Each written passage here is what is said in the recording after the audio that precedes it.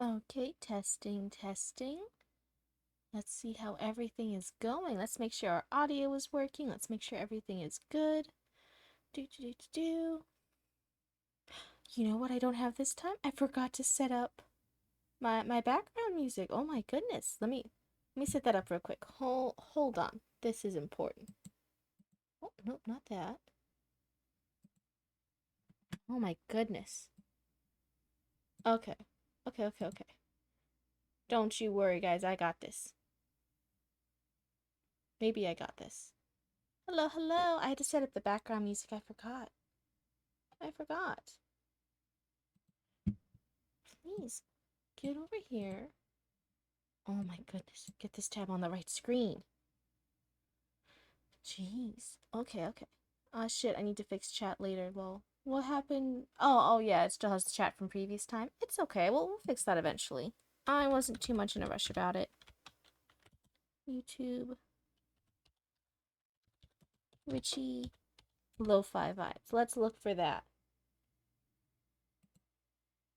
Let's look for that. Okay, okay. Hmm. Wait a second. Why is it doing that? Let's try doing this. Skip ads.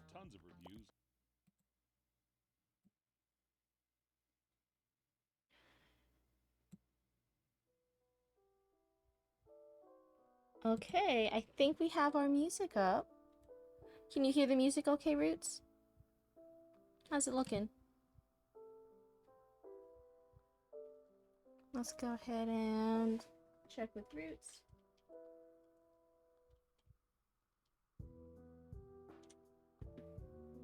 Let's see. Roots will respond to me eventually. Maybe. No.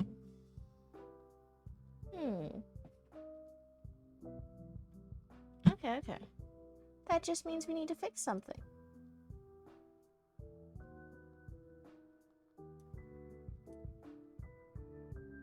Your voice could be a tad louder. It probably will be as I get chatting.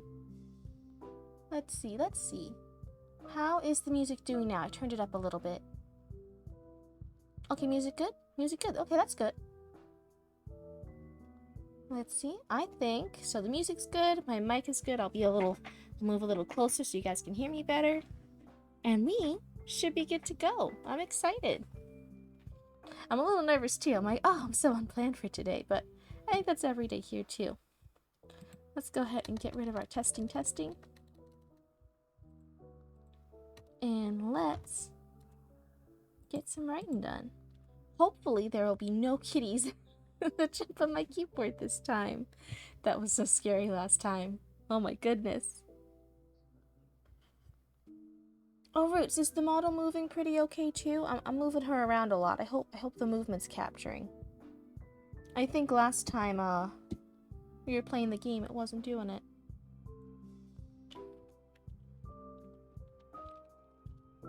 Let's go.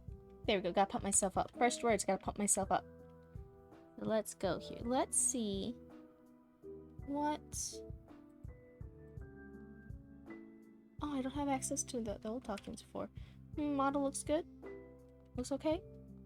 Okay. I'll trust you this time. I'll trust you. Okay. Yeah, it's just I shake her around a lot, or at least I try to, and then sometimes I look back on like game stuff and I'm like, oh, she's moving. But she's not moving as much as she appears to be moving on OBS for me when I look back on the playthroughs. I'm like, oh, okay. That's just something I need to mess around with. Get her working a little bit better. I think when we get the phone app and do the tracking with the phone, I'm hoping maybe that will be better too. Right? She'll have more expressions, more range. I'm gonna hope that's better. But I try to keep looking at my model, keep her moving around, keep things interesting. Okay, so let's see. I have my encouraging words here. I have let's go. Today's writing session is more unplanned. I think each day gets a little bit harder with writing challenges. So let's have a smaller word count goal of 1,000. I think it's normally like 1,670-ish. But we like our first day we had like 8 pages of stuff, right? So we built up a little bit the first day, and we've been pretty good the days since. So I think today since I'm struggling, I think today having a smaller word count goal, it's gonna be a little bit easier for us mentally. We built up word count stock the first 2 days. Okay. So we were working on our short story of our little shadow familiar for an evil witch, the Witch of the Woods, right, when she's little. And that script was okay. Well, it wasn't script, it was the plotting. The plotting for the short story. It was okay. I wasn't super feeling it. I was a lot happier with our animatic script, which is what we did first. I really did like that a lot. I think the other projects, so let's look at our completed projects. Rough draft for 2-minute animatic script, and we did complete that. And then oh, we actually did the plotting first. We did the plotting first. Yeah. Plotting for our 2-minute animatic script, and then we did our rough draft for the 2-minute animatic script, and that was complete. And then we had our plotting for short story of the Shadow Familiar, and that was complete, right? We finished our plotting, we kind of figured out what we wanted to do with it. And then I think we last left off, and we were actually then working on the rough draft for the Shadow Familiar short story. I think that one is a work in progress. But yeah, I'm pretty happy with the progress we've done. This is our 6th day, and having a rough draft of a script and a rough draft of a short story, that's a lot of work done in 6 days. We've been really productive just making the time and the effort to sit down here and do stuff. So let's look at our other project ideas we can do. Project ideas we can do. And I think we said, oh, we could plot out a novel, right? We wanted to plot out a novel because we were going to do script, short story, novel at some point. And then we also had the idea, since we did the animatic script, we could plot out a longer animated series. And I said 1 season, 5 to 12 episodes. If I can spell. Okay, so that's kind of what we're working with here. So we have 2 of our main projects we want done this month completed. And then we have 2 more projects we can do instead. I feel like I was really struggling with the short story format. I'm kind of leaning more towards the script format. I was getting a lot done. I felt like I was really productive. So let's go ahead and do the script plotting for a longer series.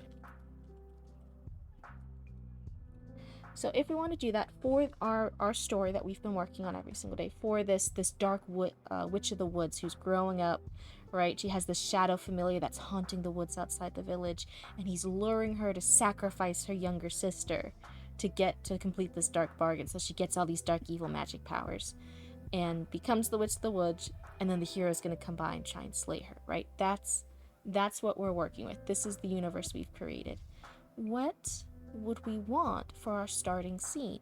I said if it was a longer series, it would probably be from the hero's point of view, and we would want 2 to 3 bad guys, the Witch of the Woods being one. So that means we need 1 to 2 more bad guys. Let's think. And also he'll hydrate.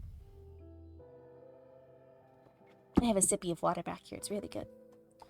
Okay, for a longer series, instead of an animatic, we switch point of view to the hero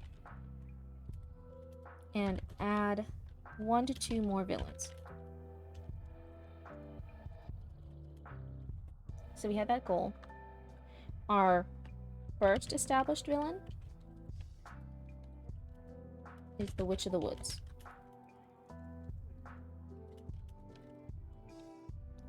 Do we want the other villains to also be witches? Like it's a different witch for each one? And they each have different powers and backstories? They could also be different monsters or different figures too. We had to consider that. I'll put that as a question. Should the other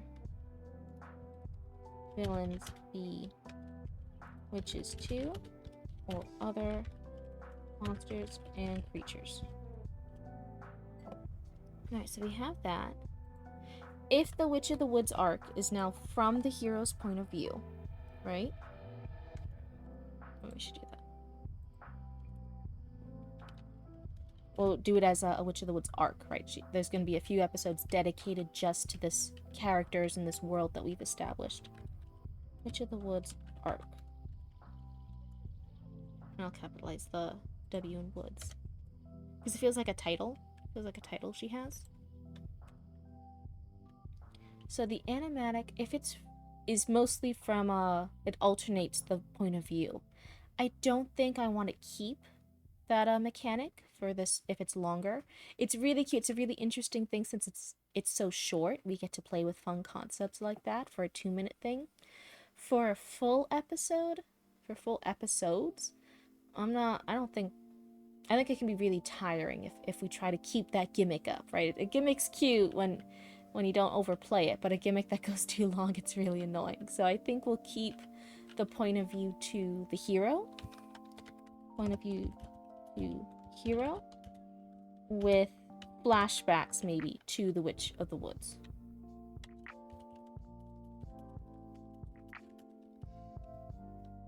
Okay, so it does change from the animatic that we were working the first few days, right? We're switching characters, we're plotting out this world a bit better. I think if it is 5 episodes, The Witch of the Woods might just be 2 episodes. If we do 12 episodes, I think she gets like 3 or 4 episodes. I don't think she's got 3 or 4 episodes in her. I don't think this is complex enough for that much screen time, right? We don't need to. Otherwise, if it's not too deep and you drag out all that screen time focusing on it and it's not paying off, and it's not, the audience gets bored of it, right? It's not worth it. So I think we'll keep it with a shorter season, and let's keep her maybe with 2 episodes. So Witch of the Wood arc, 2 episodes.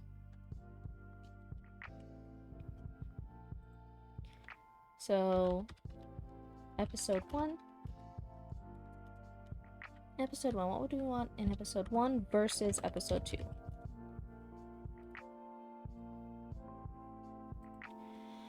We want to probably cover the full, between both of them, right? The hero entering the village, the murders that are happening in the village, right? She's killed the men that tried to go into the woods to end her sacrifice of her younger sister, right? We want her whole backstory. So I'm thinking the backstory of everything and more of her detail, right? More focus on the witch is going to be in episode 2. So episode 2 will have witch's backstory. Witch's backstory. The fight scene between the hero and Witch of the Woods.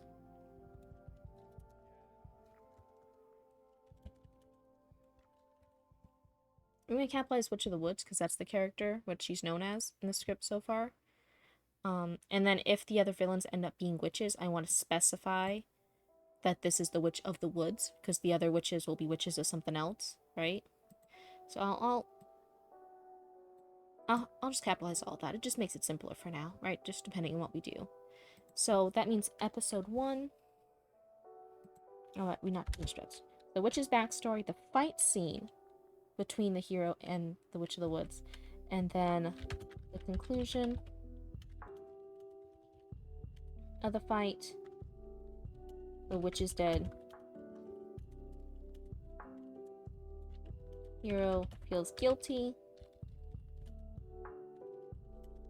Moves on from the village. Not like what he did was good. Or he's feeling conflicted. Okay, so he's feeling conflicted after that fight, right? He had to kill this Witch of the Woods because she killed all the men of the village, right? She's doing all this stuff. But it's also her destiny, right? She was, from birth, she had this dark familiar doing this tempting her with the dark deal to sacrifice her younger sister for this power. She's supposed to be this evil witch of the forest. And it also kind of feels like, oh yeah, like he did the right thing. He fought the monster. But it feels bad that that's what the monster had to do, right? She's not like just a normal person. It's like, oh yeah, I chose to do this. Like it was her destiny. You know, it's really hard to fight that. So I think there's going to be like conflicted feelings here. I don't think we're going to go too deep into it. I feel like every episode after he fights some more villains and he has that feeling repeat, then he's going to really, as the season goes on, feel worse and worse about it. So let's see here. So that means if that's all covered in episode 2, episode 1 is probably going to focus more on Hero. Focus more on Hero.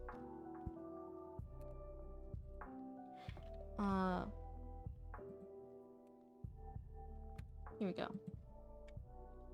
Right, focus more on Hero. Entering the village.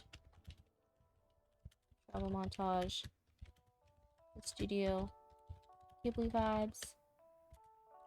And then he's talking with the hag of the village, right? We had the hag as a character from the animatic.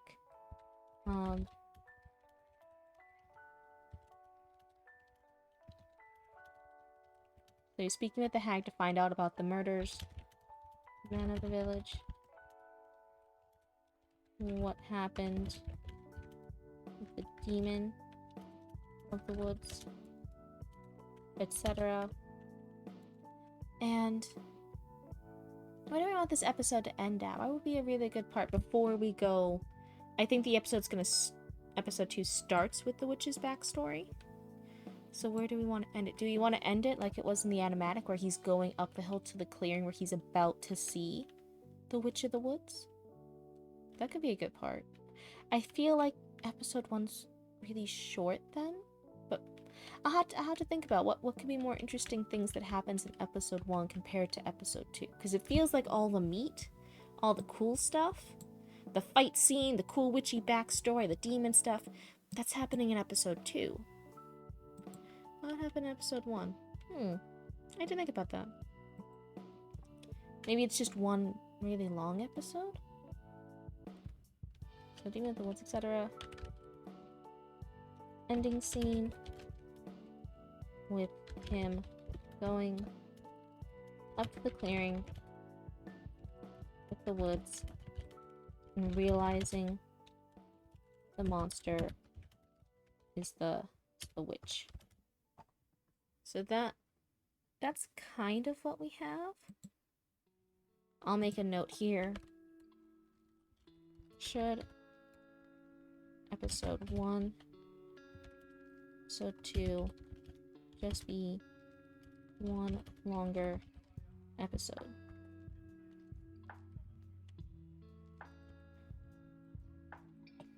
There we go. Should it just be one longer episode?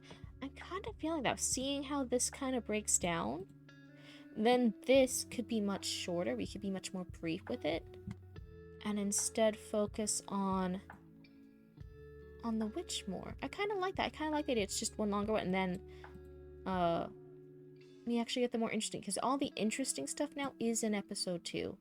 And who wants to see a boring first episode, right? I think the episode 1 just gets condensed. Just gets into like an intro. And then most of everything that happens is in episode 2 then. I think that'll be good. Condensed to intro. And I will then rename this. I'll do this as intro.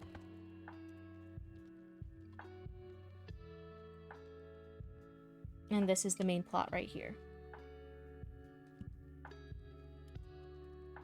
So this is what needs to happen in episode 1. So that means I think each villain then just gets one long episode. So maybe this is just a 3-episode thing. Instead of 6 short episodes, it's 3 chunky episodes. Okay. So then we would move on to our next arc. Is it weird to call it an arc if it's just one chunky episode? Just for plotting for a rough draft, it's fine. So the next arc, we need to focus on a new villain, right? Because we already did our Witch of the Woods arc back there, right? That's what we've been working on in this world. That's the character we are really familiar with. She sacrificed her sister. She has this demonic familiar. She has this dark powers. She killed all the men in the village, and then the hero has to go and put a stop to it and kill her, right? Even though that was what she was destined to do. I think the new villain, I'm kind of liking focusing on the witches. Focusing on the witches still. Let's do, we have a Witch of the Woods. What's some other common places witches are? What if we had a healing witch? But she's secretly like a witch of bones, right? She's a bone witch. Wait, that sounds bad. That sounds like an adult movie. But yeah, she's like this witch of like bone and flesh, and she's pretending to heal people, right? She seems like a good thing, but really maybe she's like a necromancer or something, right? She's doing bad things in the background. So maybe we just need to brainstorm some new villains here. Let's do new villain ideas. Healing witch.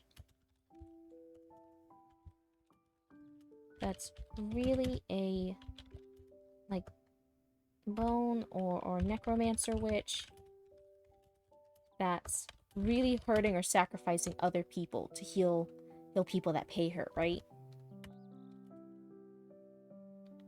It's really sacrificing others to heal the selected few. Maybe she even has like a cult. She has like a cult following. Because of her healing magic, right? She's healing all these people. She has all these people believing she's a good witch, right? Believing like, oh no, she's not really a witch. She's a healer. She's magical. She does all these great things for us. But in reality, she gets that healing magic by going out and offing other people and taking their life force and using that to heal the people. Hello, welcome back in. It's good to see you again. You're seeing me probably at my worst right now. This is a really rough draft. We're having a planning session for if we try to prolong the story into a short, instead of a short animatic where it's just 2 minutes. We're trying to expand that plot into a short animated series and what different characters we would need for that. So everything's really rough right now. But hey, feel free to hang out, feel free to chat, feel free to enjoy the vibes. I hope you can hear me and the background music okay. But yeah, so maybe after the Witch of the Woods, there's this evil healing cult leader, but secretly a necromancer witch, and that's gonna be what the hero has to fight next. And the villagers might actually like her. Yeah, I'm just trying to get some words in a short fic. Ooh, what fandom are you writing in? What kind of fanfiction are we writing? It's so good. I really like that it was NaNoWriMo. I know everyone's calling it different writing challenges now, but you know, like the novel November writing stuff. I really like how that's also so closely tied to fanfic writers, right? A lot of fanfic writers get stuff done too. It's so great because as a reader of fanfics, December and January going into the new year, there's so much more content. We get so many more fanfics. It's so great. So yeah, we have, I think the village might even, like, so if the Witch of the Woods, the villagers hated her, right? Because she killed all the men, she was doing all this evil, spooky stuff, right? Maybe this one, the village actually likes her. Villagers like her, not knowing the dark, spooky stuff she's doing. So now the town, so now the villagers hate the hero. Another BBC Merlin. Oh, it's a Leon X Merlin fluffy romance. Yeah. Oh my god, the Merlin fandom. That was so good when the show was good, and then it like it killed everyone's hopes and dreams at the end, didn't it? That's like one of the big things where like there's a lot of I think fanfics for that, just because so many people were so invested in Merlin for so long, and then it just got it just got swept out from under them, right? It just ended. So I feel like a lot of fanfic writers are there in that community to cope. I hope you're coping well. I know it's been years since the show ended, but you know, respect. Okay, so we have this healing witch. I think that's a cool idea. I think it's neat. I'm gonna go with it for now. So then we want a third witch. What's another third witch? So we have one of the woods. We have witch of... I am in fact kind of coping. That's a lot of fandoms, I feel. Some fandoms cope better than others, but yeah, kind of coping has been the Merlin fandom. New villain ideas. So we have Witch of the Woods, a Witch of Necromancy, right? That's spooky. That's like bones and animated stuff and all the different things. What would be another spooky, spooky, scary, witchy vibes? I wonder what the healing witch's familiar would be. So we have the Witch of the Woods. Her familiar was that demonic shadow being, right? And it needed to do the deal with her. That she had to kill her sister, her younger sister, in order to get her powers, right? In order to embrace the dark side and be evil. I wonder what the healing witches would be. So far it's about 1,800 words and probably a third of the way done. Hard to tell because I don't tend to outline my short works. Yeah. There's a lot of, I feel like fanfic writers are very heavily leaning towards, pantsers. If you know, like, plotters versus pantsers, like, some people like plotting it, some people like going by the seat of their pants. I don't have definitive proof. I feel like fanfic writers tend to be more, pantsers, and maybe that's because overall fanfics tend to be shorter. I know there's some long fanfics I've read. I've been in the trenches of reading long fanfics. I've been reading 100+ chapter fanfics for years. But yeah, I think in general fanfics tend to be shorter, and I think there's a lot more pantsers. That's fair. I'm usually a plotter for my long work. See, it's a different vibe, isn't it? I feel like since if someone's like reading a fanfic, they already know the characters, they already know what they're signing up for. And then you, as a fanfic writer, you're just like, yeah, it's Merlin, it's this, it's insert whatever fandom, it's insert these characters. But with this. But there's only one bed.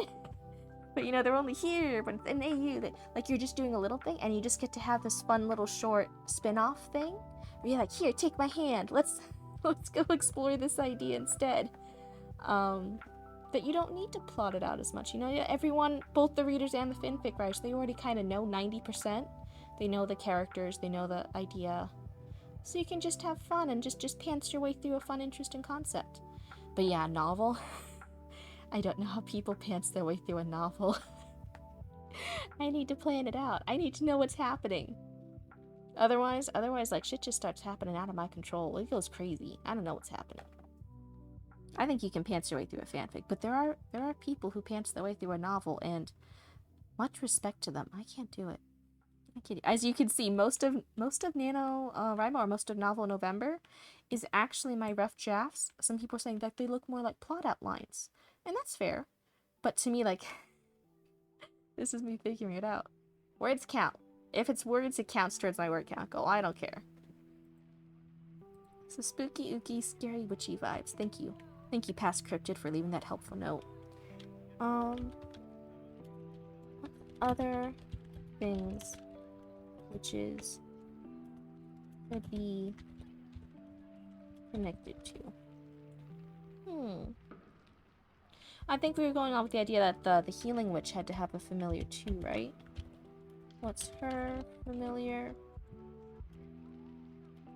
What's her sacrifice? I found that so many people aren't fans of shorter works to read, but as a writer, it's just something quick and simple to get my mind working. That's so funny. Huh, I thought a lot of people liked shorter works. I can easily get bored when writing a long work because it takes so much brain power for me. Yeah, see? It takes a lot of brain power. Every single word, that's brain power. That's so funny though. I love my longer fics, but I thought I was an outlier. I thought a lot of people liked shorter fics. I think between me and Roots, we both read fanfics, right? But I think Roots likes shorter fanfics, and they always think I'm crazy for liking longer works in progress ones.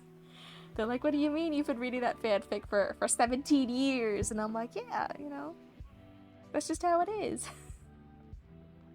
I do think it can comment. That's true. That's true. I think... Wait, what does this say about me as a person? How much am I willing to reveal here? I'm like, what fandoms am I in? I'm into the Hannibal fandom, and that has a lot of long fics. I'm into the... Oh my god, what were some of my other ones? I'm just really into Hannibal right now. I'm really into some of the Spider-Verse fanfics, and some of the... I'm slowly getting to the Batman fanfics, but mostly just because of Jason Todd. I don't know why. Just the Jason Todd ones have me in a chokehold right now. That's got me. What does this say about me as a person? I feel like you could look at all the fandoms I've been in, like as far as like my top ranking ones, not just every single one, because that's a mishmash, but my top ones, and I feel like you could put them side by side and it would... it might say something about me. I don't know what. Man, please nobody ever do that. Nobody ever find out all the fandoms I've been in. What's her sacrifice? I'm thinking for her sacrifice, what if the Witch of the Woods had to kill her own younger sister, right, to get her dark powers? What if this one's different? What if the healing witch had to like cut off her own arm or something, right? She had to like hurt herself before she could have this healing and necromancy magic duo, right? That where she choose who gets healed and who gets hurt. She had to hurt herself first, right? So I think, what if she cut off like her own arm? And so everyone's like, oh, look at this poor sweet injured old lady, right? And she heals us and she's so nice. Why is the hero trying to hurt her? And the hero is just over there like, she is killing people out back. She's killing 3 people for every 1 person she saves. Please stop asking her to like, stop your sniffles. Okay, she killed 2 men to cure your sniffles. That's gonna be this kind of character. That's what I feel. So, if hers was to chop off her own arm to gain the power of healing and death, right? That's the vibe she has. That's what she got. That's the deal. So the Witch of the Woods had this dark one. I feel like hers should look like something more innocent, right? Something more sweet than a nice lady would have. That's something familiar, should be more cute and innocent looking. I don't know what it would exactly be now. I'm kind of... My first thought is like an owl, because that's very smart. I want this familiar to be very intelligent still. I want it to... If the Witch of the Woods is familiar, was that dark shadow creature, and he was haunting her dreams and showing her visions over and over again of murdering her sister in different ways until she realized what it was. I feel like this witch is familiar should maybe always be like the voices in her head, right? So even when she's awake, right? It's not in her dreams, it's when she's awake. This familiar was like trying to turn her crazy, basically. Maybe this familiar is the voices in her mind instead of the shadow familiar being the constant nightmares. Okay, okay. Yeah, you're laughing. If everyone strung out all of your fandoms side by side, what would it say about you? What would it say about any of us? Oh my goodness. Oh, just I was into Hannibal. I was into the BBC Sherlock. That was a big fan. I read a lot of big fanfics back when that was still a big thing. That's been a few years now. I feel like I did BBC Sherlock, and then Hannibal was the new fix for a few years. My AO3 history is between me and the devil. Yeah, my AO3 history is not between me and God. You're right there. It's definitely between me and Satan. Oof. Oof. Same. Oh no, but yeah, I'm as a fanfic reader, as someone who's like in that community, I'm like, man, I'm so happy every year when there's that influx of the writers who finish their fanfics during November, and then it's like the next month or two is like them publishing it and releasing that content. It's so nice. It's so exciting. It's so nice to. Sometimes there's even fanfic writers and they haven't written in a few years and they get back into it because of this writing challenge and they release stuff, and it's like this fanfic author you haven't heard of from years, and you're like, oh, they did more things, they did more content, let's go. It's really nice. It's so good for the community. So in other words, like, good job on you writing your fanfic. I'm so happy for you. Oh my god, I'm just over here trying to write about horrible things happening to ladies before a hero comes by and kills them. That's what I'm contributing to the world. Jesus. But it's interesting in my head. And I think it's just gonna sit around in my head until I'm done plotting it out. So let's see. We have the healing, who's secret like a necromancer, dark sacrificial one, right? She's a little kooky. I kind of picture her as more like a very benevolent looking lady, but she's secretly like psycho. She's a cult leader. Right? Because the village loves her, right? They never believe her doing anything wrong. I kind of get that vibe from her. We have the Witch of the Woods, this witch of bones and healing and sacrifice. Oh, maybe... I feel like I emphasize sacrifice a lot with the Witch of the Woods. So I kind of want this one to be the Witch of Sacrifice, right? You sacrifice something else to gain healing. If you want to be healed, you know, what are you willing to give up for it? And that would be somebody else dying, right? So yeah, maybe I'll have her as a work in progress witch of sacrifice, right? And what that looks like. And she's like this cult leader type figure.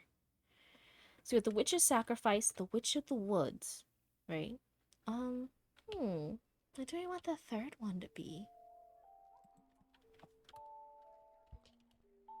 Lost witch.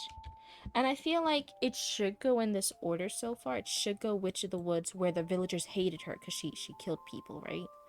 Then it should be the Witch of Sacrifice, because all the villagers believe she's a healer. They all love her, and it's going to be different for the viewers and for the hero, because now the village turns against him. The first village was happy that he got rid of the evil witch.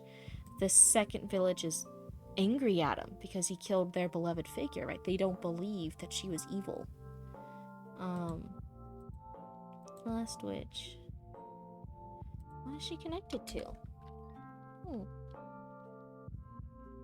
I really hope all my models' movements convey all my emotions. I'm like turning around being like, oh, like I'm making different faces and stuff.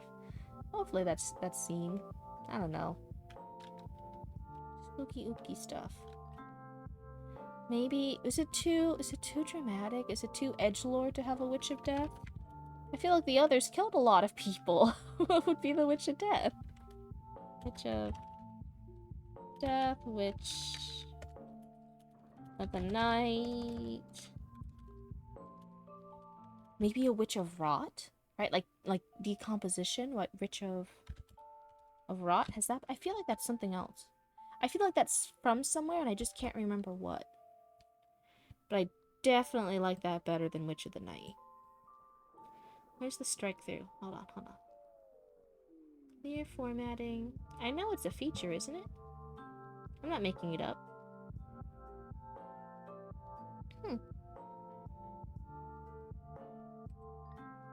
Witch of Rot. Let's go with Witch of Rot. I'm kind of vibing with that right now. Witch of Rot.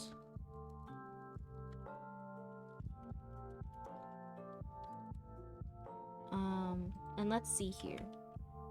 What would the Witch of Rot have that the Witch of Sacrifice, who's killing people to heal other people, and this Witch of the Woods, whose power, her domain, is these woods and all these dark shadows and stuff in it.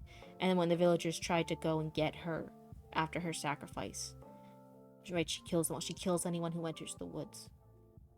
She's this entity of the woods. With the Witch of Rot, maybe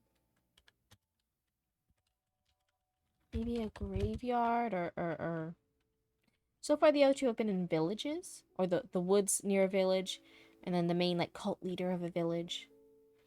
Witch of Rot would be, I want her more isolated.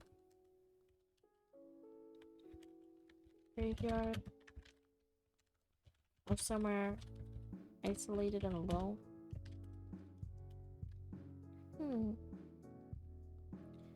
What would hers be? Oh, what if she had a village, right? But then anyone near her eventually starts rotting away. Like they start being alive, but they're rotting, they're decomposing near her. And so her village, as she grew up and she became the witch, everyone around her, even though she didn't do anything, they died from rotting.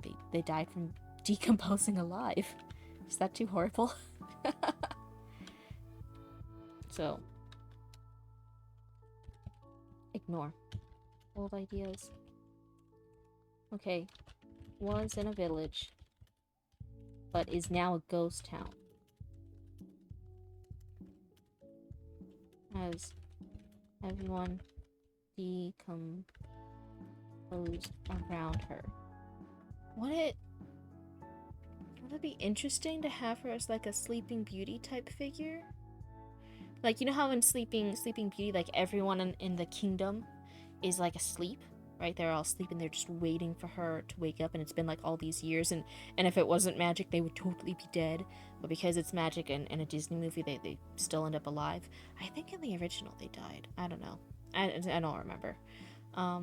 Would that be interesting to have the Witch of Rotting have her village, like she grew up to be this witch, they all decomposed around her, and now she's just in this like ghost town, frozen in place with all the vines and all the like plant life trying to grow there, but like dying after a season or so, and it's just looks barren, right? It looks like it's, if you've ever seen like a compost bin and things trying to grow out of a compost bin, there's all the rot that's becoming the soil, right? That's so good. But then there's the other things that are trying to grow out of it. That's what I kind of want this ghost town village to look like. And she's just there, not leaving the town because she doesn't want to hurt anybody else, right? All of her loved ones, all her family, all her friends in this village, like, died just because she's the Witch of Rot. So she's staying there because if anyone else comes in or she goes anywhere else, this same thing's gonna happen there, right? And she doesn't want that to happen. But the hero still maybe has to kill her and feel bad about it. I think that's an interesting concept to go with. So, okay, so, but it's now a ghost town. Is everyone decomposed around her?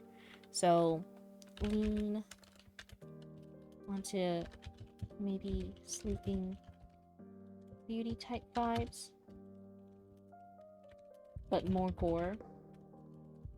These people and everything alive around her was alive, right? They decomposed alive until they weren't alive anymore. Oopsie.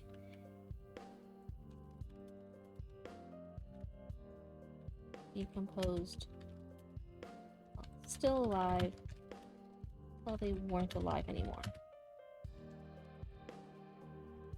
what would be a good familiar for her, right? These evil familiars, and what would her sacrifice be? If every witch who's born here has that familiar and has the sacrifice, Witch of the Woods had to sacrifice her younger sister for the demonic entity, demonic shadow. The healing cult leader has something wise and sweet looking, something that no one would like bat an eye at her. She is convincing, right? Everyone in this village believes she was good.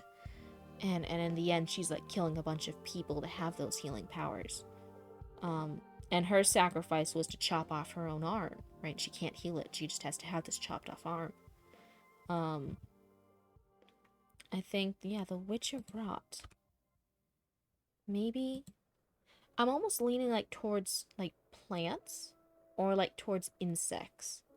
So I'm gonna go with familiar. Maybe plants or insects.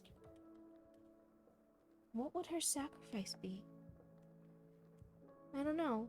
Because I don't want to say the whole village was the sacrifice, right? This whole now ghost town, but before everyone was alive. Because that will happen with her wherever she goes. So that's kind of like her destiny, right? She is this bringer of rot. So that's like what happens to her. That's her power that she can't control. It's her destiny. And all these witches have a destiny. I don't know. What would the sacrifice be for that? And before it was a sister. Another one was an arm for healing. So if everything's rotting, I feel like maybe it was the town. Sacrifice.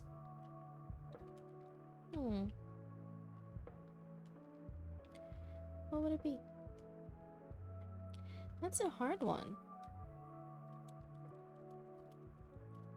Not sure yet. Not the town. Was her destiny.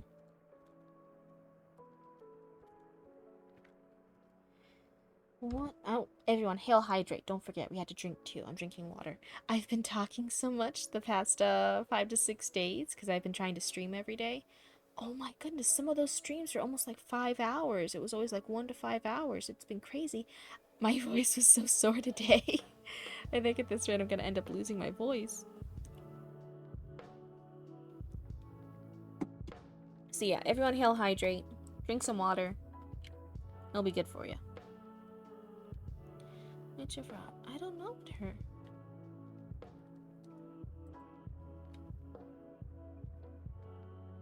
And what would they tell her? So if the shadow familiar was haunting the first witch's dreams, right? Night after night, these horrible visions, right? Horrible visions every single night of killing your sister, right? That's what the first familiar did.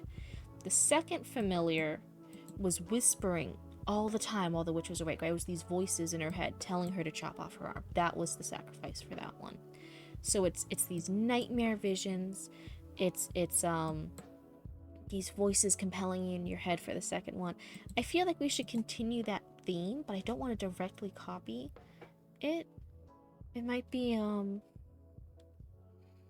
what if it was what if she had, what if she thought what if it was something like possessing people? Or maybe it was like the food. Like if she's of rot, if there's all these rotting plants and now rotting people near her, right after she made all the villagers rot alive. Right? Decompose alive. What if they were like all kind of possessed by whatever this familiar is, right? The familiar possessed them. And it was all the townspeople kind of asking for this horrific thing. So it feels like a waking nightmare. It's this horrible, like, a thing you can't escape from. Maybe the villagers infected by the familiar were possessed and like you know, they were almost like zombies. Almost like zombies. On her, the rot. gift be spread. So she has this, like, fantasy zombie virus, but it's the rot, right? It's this decomposing stuff. And the virus is telling her to go out of the village, to spread it, to keep going, to keep infecting other places, to make everything around her decompose.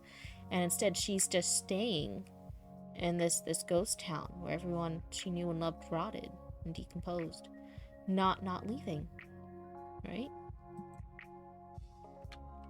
So maybe the familiar was their food. Oh yeah, so I had the other thought. I don't know if the familiar is insects or if it's plants. So what if the familiar was the plants, was some food that all of them ingested, and then it kind of possessed them? Is that the sacrifice? Maybe the sacrifice was the village. Wait, I'm getting confused with this one. I have cool vibes in my head, but I'm trying to make it be cohesive with the other two witches.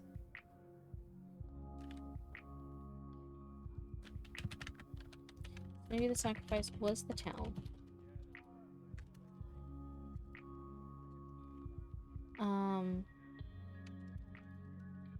And the familiar and the corpses is still haunting her and telling her to spread the rot virus. But she refuses to leave. Not wanting others to suffer too. So she has this, like, Sleeping Beauty vibe, right? She's not Sleeping Beauty, but maybe like a Rapunzel vibe, but like in this deserted field. She's just left here. She can't meet anyone. She can't ever escape until the hero, like, kills her. She'll keep hurting other people.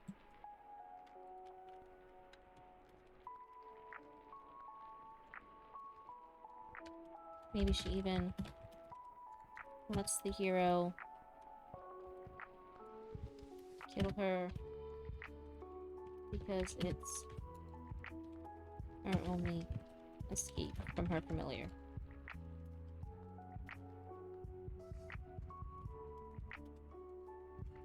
The corpses still rotting. Yeah. And that would be horrific, like being in that ghost town with all the bodies of everyone you loved, like rotting away there because of what you did. But then this demonic force is like using them as puppets to still like tell you, like, oh no, leave the village. Leave the village. Go hurt more people. Go hurt more villagers. Go keep spreading this plague. And she just has to stay there no matter what the familiar tells her, using these corpses as puppets. I think that could be a really interesting thing. And then the hero, like, obviously, like, he then has to kill her, right? If she ever leaves, if the familiar ever convinces her to go, then yeah, she would kill people whether she wants to or not. They would all decompose alive. Is this a play or just a story outline? Hello, welcome to the chat, welcome to the cult. But no, this is a longer script for if this was a little animated series. So the first few days we scripted it all out if it was a short animatic, right? So if it was just 2 minutes, what would be some really cool scenes to see in like a short animatic of this world and with some characters and a little fight scene. And then we're now here and we're like, okay, now we had to take that concept, we had to take that little bit of world building, let's spread it out. What is it like if it was like 6 episodes or 3 long episodes, and script that out and make it more cohesive world building? What are other characters? Whose point of view is it from? And we're fleshing out, we want an arc of 3 different villains. The animatic covered 1. And I have an idea for the first 2 then, but this last one, I'm like, oh man, what's gonna be the last one? I didn't know. But now that I thought of her, now that I sat here live on stream and forced myself to keep thinking, I actually really like it. I think hers is like the sad ending, the somber ending I wanted to give. I need to do this than just freestyling low-key. Well, you know, it's whatever works with people. We were talking earlier on stream because there was some fanfic writers in here, and we were talking about fan fiction writing. Fan fiction writing's so good because a lot of fanfics are shorter. It's really good for pantsers, if you know the difference between pantsers and plotters. Pantsers go by the seat of their pants, they just write, they're going to figure it out along the way. And plotters like to schedule things out more. So short stories and fan fictions, they're really good for pantsers. And other people are like, no, I want to figure this out. I need to know every single detail that's going to happen. Oh, do I have an ad running or something? Let's see. Hold on one second. Skip ad. And now we're going to replay. There we go. Phew. That's a lot nicer this time. If you guys were here for the other streams, I was playing some other lo-fi music. And it was good the first time, and then it started playing like 7 ads during the span of the few hours. That was our first ad. It was pretty good. I didn't mind that as much. This has been a lot nicer. But yeah, depending on what you want to do. It just depends on writing style. Some people can pants their way through an entire novel. And that's great for them. I can't do it. I can't do it. Every single word is brain power to me. And so then if I use all my good words on something because I'm pantsing along, and then I realize like halfway through or 3/4 of the way through a story, like, oh, this is a plot hole. I need to fix it in the beginning. I need to rewrite scenes. I need to delete other things. I'm like, all my brain power. No. Please don't make me rewrite all that. Don't make me write more things. I'm trying to write a play right now. That's so exciting. That's so cool. And I don't know what I'm going to do for the next few acts. And I've just been writing it based off of what I have in my head at that moment. I want to plan it, but I just can't. It's painful. Yeah, sometimes it really is. Like over here, I knew in the beginning, like, oh, I want 3 villains. We only have our first villain. Like, damn, what are the other 2 villains going to be that this hero has to kill? And I went off with, vibes. If you saw the first stream, this entire thing started because I'm like, I have this strong idea of vibes, and the vibes are Studio Ghibli and gore and horror, right? So like a Princess Mononoke, but leaning onto the monsters and the gore and the tragedy. And I'm like, everything about this now, if that's the theme of what I'm writing, should serve that. And then we wrote our story with this hero and the Witch of the Woods. And he thinks he's going out to save the girl, but then it's revealed, like, no, the girl was the Witch of the Woods. He's here to kill her. That's who he has to fight. And everything should be based on either showing Studio Ghibli vibes, showing those slow beats, showing the slow villager life, or it should be about the horror. Every single bit should be about this. So now that we're expanding it, I'm like, okay, my main themes, right? What was important to me in telling? What am I going with? Was very simple. It's establishing, it's still in that world with the Witch of the Woods and the hero. And I want more witches. This hero is going to be sad because he has to keep killing these women because they're all evil, either willingly or not willingly, as in the case of the Witch of Rot, right? She doesn't want to be evil. He still has to kill her. So I'm like, every single witch, every single villain has to be a witch, has to be something that makes the hero feel bad at the end. So the hero has to kill them and he has to feel bad about it. And it should still lead into that gore in some way, into the horror of how scary this is. So every single thing here, if it doesn't do that, if any of my ideas don't serve that, then no, I gotta do a different idea. So, now, sorry, I'm ranting over here. This is writing and chatting, so there's gonna be chatting. But depending on your play, whatever is important to you in the play, like if what's important to your play is, oh, it's a rom-com, everything about this should be about my main girl and the main guy here, and through all these different crazy wackadoo scenarios, right? It shouldn't be too serious. I want it to be playful. Bunch of silly, playful stuff is going to happen, and they're going to overcome it, and they're going to be together, right? I don't know what those silly things are yet, but they're going to overcome them and be together.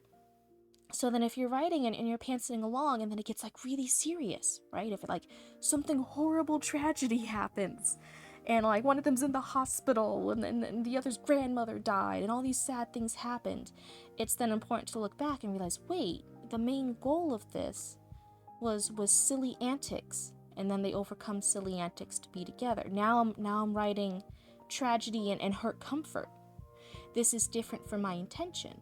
So as long as you realize that, like, what was my intention, then you realize when you're off script, right? Then you realize where you strayed away a little bit. I added these drunkards trying to fight over if this woman would love them. But you can probably infer as it's conveyed on how they say how they'd be better in bed and how they're more suited than one another by looks or by wealth. Yeah. And you know, if those characters are like a really fun, like, intermission or a fun little side thing, that's great. But no, okay, my music's still going. Phew. But if you're writing them and then you're like, actually, I don't like these guys. They're distracting from these other characters I like, or these other plots I like instead.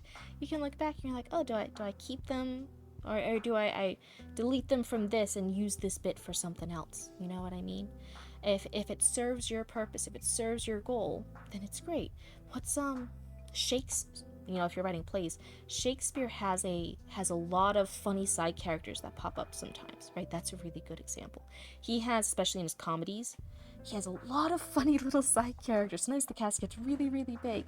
But the point of it was to have all these different crazy wackadoodle people on stage doing different levels of comedy and jokes, because very, very wealthy elite people were watching Shakespeare, but also the common people were watching Shakespeare too. So you needed different people to appear on stage at different times to do different levels of jokes, right? So you'd have like a fancy aristocrat on stage and he would do one little social blunder, but then you also would have like drunkards on stage doing like crass humor. So he needed those people because they all served the point of like, hey, this is supposed to be funny. Like, it has nothing to do with main plot, but it's kind of to see the town's rot of how they prefer superficial love than actual love. So it's like a plot device. Okay, yeah, like if it's a plot device, then it's still serving your goal. Like if it's serving a theme, then that's still serving your goal. If part of the goals is to show how terrible this town is and how superficial love is, then having characters on screen that are pointing that out and talking like that serves your goal. So then I wouldn't say that's like a waste. That's serving your goal.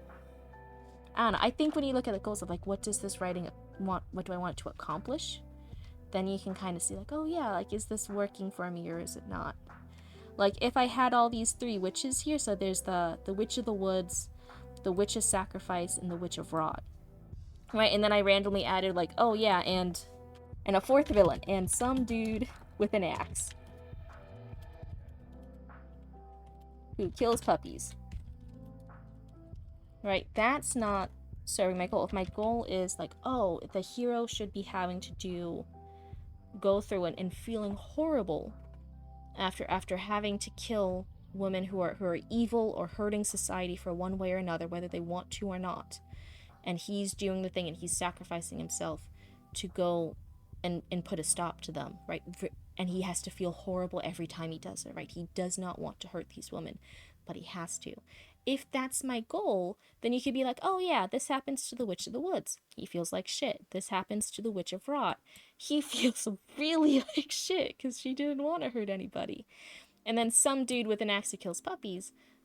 Wait a second. That's not about hurting women and for the greater good, and this is some evil guy. He's killing puppies with an axe. Like, that goes against my theme. That doesn't show this message that I'm trying to do. So then that some dude with an axe who kills puppies would be deleted from my ideas. Low-key, I've had these blind men be like the narrators of the story. Somehow got rhyming in some other things by some random choice. Oh, you're pantsing and you start with rhyming, and now you gotta keep with rhyming. Oh my goodness. It can be really fun if you do it all the way through, but I also know, like, sometimes it can tear your brain out if you get really tired of rhyming by the end. And they gloat on how their town is so perfect. I made one of them say gilded in the wrong context to hint there's a problem or rot underneath this perfect town. They keep praising throughout the play. Yeah, maybe even have horrible things happen to these narrators, right? Like somebody comes by and like pickpockets them, like somebody comes and pushes them on the ground and like pickpockets them and helps them up. Like they're helping you up, but they're really pickpocketing them. And the blind men are like, oh, see, like this town's so great. The men of this town are so great. Whenever you fall down, there's always a helpful citizen here to lend you a hand and help you back up. This town's perfect. But really, everyone who's watching it sees like, oh wait, that person just stole the blind man's money. That's horrible. Yeah. So like if these are like really important characters for you, I'd say like have more things with them. Have shitty things happen to them that the audience are like, hey, wait, these guys can't see it, but this is awful. This is horrible. So anyway, so we were focusing on our different witches here. So I kind of like, okay, we have 3 arcs of it. How do we want our hero to end? So, I mean, they're more like a... Okay, I'll wait for you to type. Yeah. But we have our hero. He has to kill the Witch of Rod, even though she didn't do anything bad, right? Anyone she's near decomposes alive until they're dead, and then their corpses are puppeted like zombies by her familiar, right? He doesn't want that to happen to anybody, so he kills her.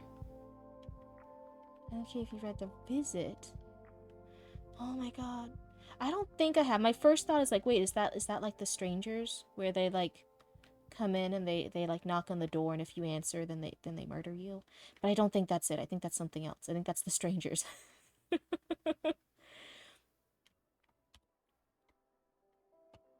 I was pressing the wrong button on my keyboard. I'm a professional streamer, guys, I swear. I was like, why can't I press my enter space? Why isn't it showing me the next line? Oh, I'm pressing the wrong button. I was pressing the shift key. Jeez. So what does our hero do? Our hero, after having to kill her. It's some German play from 1950, but the narrators are like, we are the Tress of... And I put my own twist on it a bit. Hey, especially like if this is a play, people who know plays, people who are in that, oh my god, see, I'm failing at words already. But people who constantly go to the theater, people who are in that as like their thing that they like to do, they might recognize that. Since I'm illiterate over here, I don't know shit. They might know it. They might really appreciate that twist on it. So yeah, I think if that's like a reference and they're a reoccurring thing, and you could show the themes of what's happening with this town happening to them while they're talking and praising it, that might be really fun. That'd be really cool. I think you could have a fun bit with it. They do. Oh, you're gonna send the whole intro? Oh. Let's see if this is a cool intro. Everyone here is gonna judge you. Me and my 3 viewers. You're one of them, but me and 2 other viewers are gonna judge you if this intro's good. If everyone's gonna then go and watch a play rendition of what was it, The Visit. This is a bit long. Okay. Oh, Gouda. Whatever you gotta do. Setting a park during autumn in the center of a small town where the 3... My eyes? I'm not wearing my glasses. I don't know why my eyes are glitchy on the model. Sometimes they just are. Might have to mess with some settings with it. Okay, so setting a park during autumn in the center of a small town where the 3 men imitate statues in the middle of the park. Oh. I was thinking of like New York for a second because they're imitating statues, but okay, it's in a small town. Man 1, as old as stone, the town of Arinis... I'm probably saying that wrong. Just go with me. The town of Arinis stood as tall as the spruce trees that surround us. Man 2, oh, how the most beautiful buildings are owned by us in our gilded town. Man 3, thank God, for he has blessed our town with floods of roses, white as snow. Man 1, he has blessed us with our glorious fishing seasons. Man 2, he is the one who lets us live like royalty. All say Amen. The men return to their initial positions. It's a bit more. So Cryptid, do you have water? I do have water. I've been drinking. I've been good. Hold up. There, everyone hail hydrate. Yeah, yeah. So I like that. So they're kind of like statues. It's more of a draft. Oh wait, so this is for yours. I thought this was the beginning of the visit. This is the beginning of yours. I like it. I like this dynamic. So in the setting, would the town be looking horrible? So like they're saying, oh look, it looks so good. Our town looks so beautiful. We have all these fish. We have all these roses. Would the town, as part of the scene direction, be looking horrible? Like all the branches and all the stuff is dying, and like all the plants are withered, and like there's like a fisher salesman there, and he has like just like the skeleton bones of the tiniest fish, which is like good. I am good. I'm drinking water responsibly. It's like the unreliable narrator type of situation. Yeah, yeah, yeah. I like that. I think that could be a really fun gimmick. I like it. I think you should have fun with that. I think you should embrace it.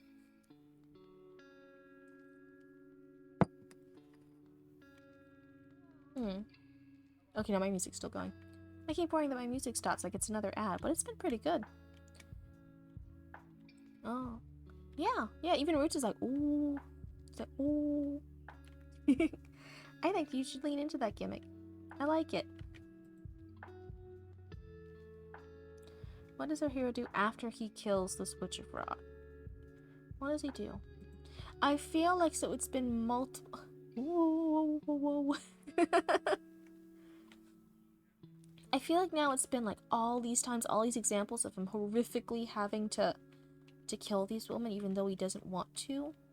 I feel like now, like maybe the Witch of Rot is just like too far, right? It's too horrible. It's the one too many. It's the straw on the camel's back. It's like the too horrific one.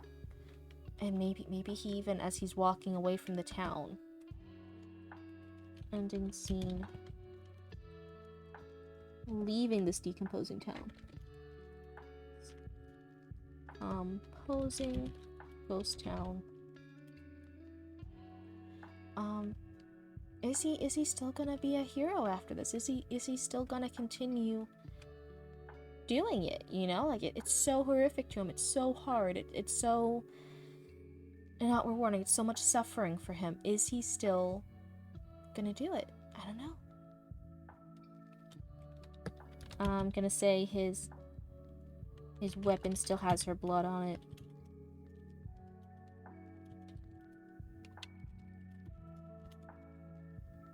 What if the familiar who's controlling the corpses of the town, right? He's controlling all the rotting corpses, is like speaking to him and asking like, why did he do that? Why did he do that? So he's actually literally hearing like the haunted voices of this familiar asking why he killed the witch. The familiar is using all the rotting corpses to ask the hero. What? Oh wait, if it can kill like if it's controlling everyone's body, maybe have one beg for mercy after the death of one of the other villains and promise to change for the better, but the guy kills her still. Oh, that would be that would be so mean. Yeah. These guys, it's supposed to be traveling from village to village. So I don't think all these other witches know each other. I think the familiars do. The familiars are like these demonic entities, and they know how the world works, and they know they're supposed to lure these witches to accept their destiny, whatever horrible thing they're supposed to do. So like the first one, who's the Witch of the Woods, she starts out with, and she has a shadow familiar that's confined to the woods. And he gets more power as she ages, right? So at first she's just this normal little girl in the village. No one realizes what's happening. But as she gets older, then the familiar gets more powers, and he starts haunting her dreams since she's about 10, showing her, hey, your contract, your sacrifice is you have to kill your younger sister. You have a baby sister. She's like 3 or 4 at the time. And every single night, for years, I think it ends up being 7 or 8 years from the time she's 10 to 17 to 18, he haunts her every single night with new horrific visions of ways of her murdering her younger sister, until she gets old enough and she sees him. He has a physical form eventually, and she she gives into it. You know, she's being driven crazy for 7 years of every single night, every time she goes to sleep, these horrific visions, and he compels her, and she ends up killing her sister and becomes the Witch of the Woods. You think you'll finish this before the end of this month for novel November? Yeah, I think so. For November, I do rough drafts. Nothing's really edited, nothing's polished. Nothing gets like finalized. It's all just like the joy of writing and writing guilt-free and just getting your ideas on the page. So it's all rough drafts. So yes, in that sense, I will definitely get a rough draft done before November. I have the rough draft done of the 2-minute animatic script, and we plotted that.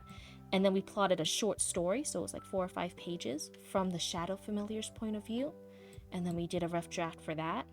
And now we're having the plotting and rough draft session for the short season, right? If this was longer and we had more characters. So I will definitely get this done in time for November. December, I then want to have like hanging out sessions where we do editing, right? Where we all hang out. And I was thinking if this gets big enough, I was going to have other people submit their stuff, like maybe just like 2 or 3 pages for a little amateur editing me to talk about developmental edits and line and copy edits. And I would do little suggestions on developmental and line and copy edits to do for December. That's my idea anyway. I'm gonna hope that happens. But yeah, so this will be finished for November, and December is gonna be all the hard work of making my shit on the page actually good, and maybe yapping and chatting with other people as I like help edit their stuff. I think it would be fun.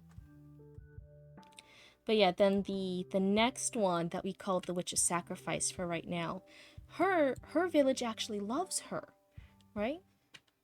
Like, because I'm slow, but instead of the familiar talking to him, like, why did you do that? Could he be watching from the darkness of the forest? And the hero can feel the eyes on him and the intense rage, and the scene is super tense. Maybe for the Shadow Familiar. Yeah. For the Shadow Familiar, he might, for the Witch of the Woods, be furious over that, right? But for the Witch of Rot, that's a different one. That one's not in the woods. This is a ghost town.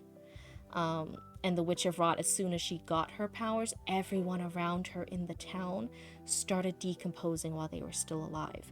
And as they rotted, the familiar like possessed them.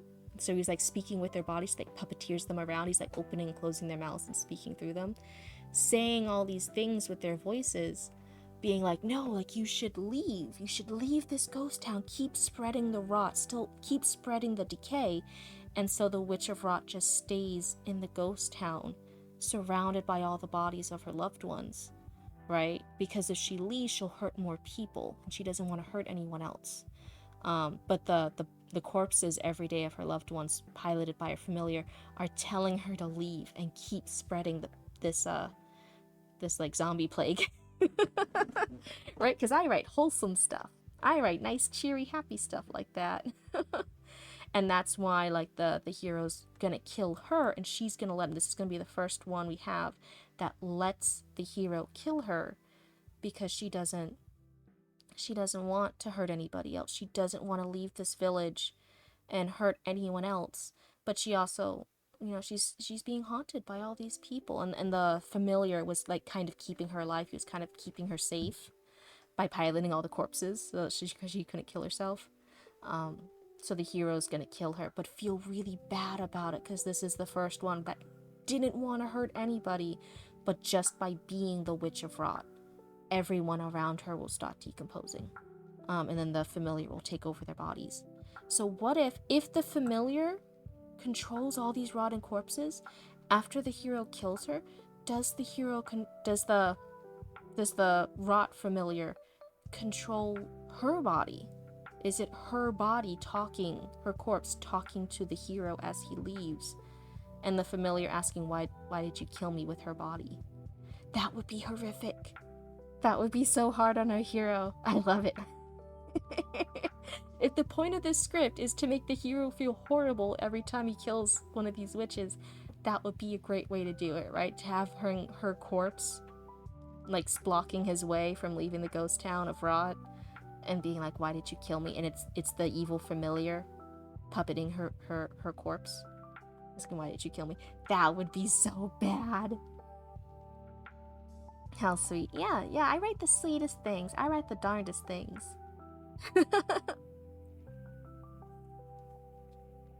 So let's write that. So Familiar is using all the rotting corpses to ask the hero, why did he do that? Finally, puppets the Witch of Rot's body and blocks the hero's way, making her corpse ask, why did you kill me? So yeah, and the hero's gonna feel so sad by all this. He's gonna feel the familiar's slowly dying right now that his witch is dead. The familiars are slowly dying, and the familiar is slowly dying. The hero walks away, and maybe that's where we're into this walk away scene, right? He's walking away from the horrific things he has to do. He's like crying. He's all these different things, and we're not sure as the viewers if he's gonna be able to keep doing it, if he's gonna be able to keep hurting these ladies, you know? Viewers keep doing the hero business and killing these witches. So we had a shorter word count goal today, right? We had a shorter word count goal because we did like 8 pages of content for our first day, so we had some word count in the bank. And I said, oh, I don't feel too creative today. Every word is hard today.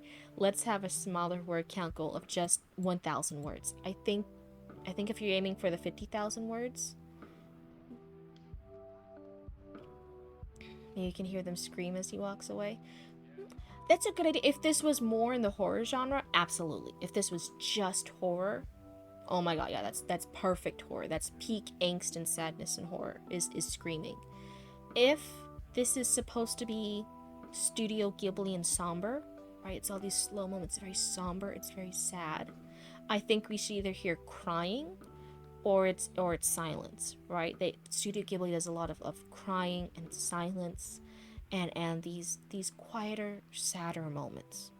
But yeah, if it was just horror, if you were going for the horror route, then one, the other change I would make, we would hear all the screams of all these people dying from all these different witches and the familiars. And two, I would write it from the point of view of the victims, right? Like that's who we would be seeing stuff. We would be seeing stuff from the men of the first village of the Witch of the Woods. We'd be seeing the people being sacrificed by the witch's sacrifice, and we would be seeing people who are having their bodies look sickly at first and then rotting away in front of them as they die. It would be from their point of view to lean into the horror. So yeah, your point of view, yeah. Oh, big brain. occasionally Cryptid has a big brain. I have a big brain about very specific niche things. Those happen to be writing, those happen to be sewing, right? I'm pretty big brain about some sewing stuff. A lot of other stuff, pea brain. Pea-sized brain. That's why I ask Roots for all the tech support. I don't know any of the tech support stuff. I know nothing about that. How is this going? We're gonna go back. Sorry if I hit the mic. But yeah, so I know I've read a lot and I've written a lot, and I know a thing or two about writing sometimes, and sometimes big brain. But your point of view, depending on what genre you're on, can really serve the genre.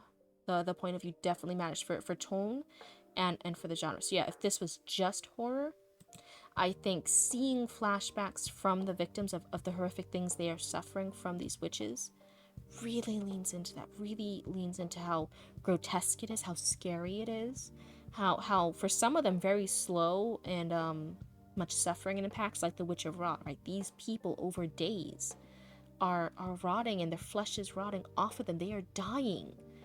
They are decomposing actively while still being alive. That would be horrific to show. That leans into horror. That leans into like the zombie horror almost, right? The serial killer horror of the witch's sacrifice. She's killing all these people to earn her powers to heal some of the other villagers, right? It leans into that. If you want Studio Ghibli vibes, if this is more somber, if this is more sad, then you lean into the point of view of somebody who's lost people, who has to do tough things, sad things. So for that, we're leaning into our hero, right? He's going through these villages. Like the witch, like that's a good happy village, right? That has the people living their lives and raising kids. And we have those happy Studio Ghibli vibes of seeing like a happy village. And then it's the somber experience if he has to go in and kill somebody. He has to go kill these witches.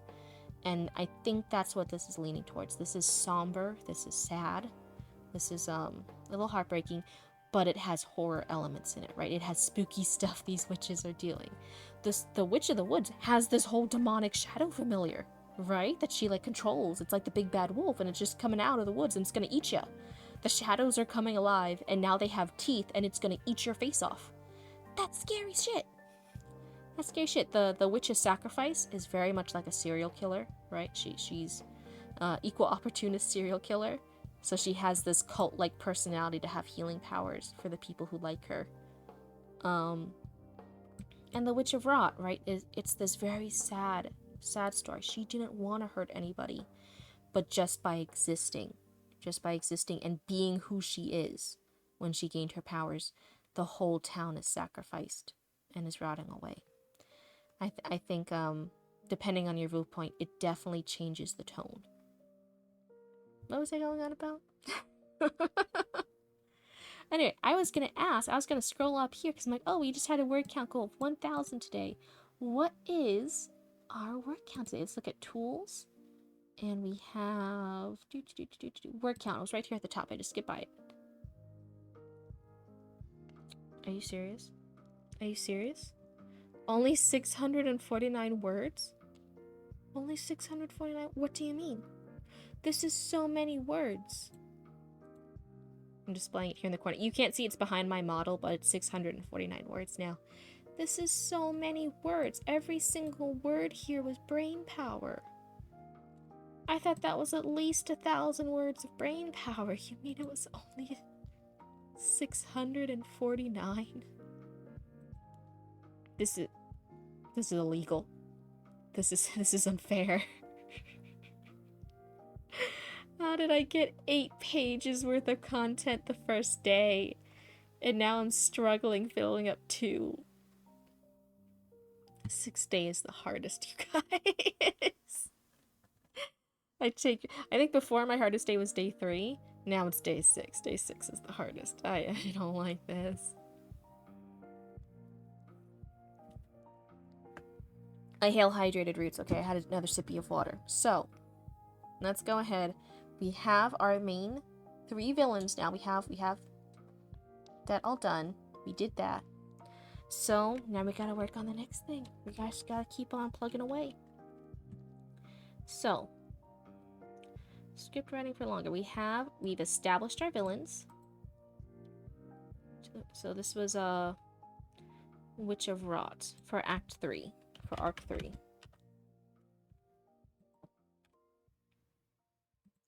And Act 3 is also going to be our ending with our hero, right? It's going to end on like a somber note, and we don't know if the hero is going to continue being a hero. So, we've plotted out the first long episode with the Witch of the Woods.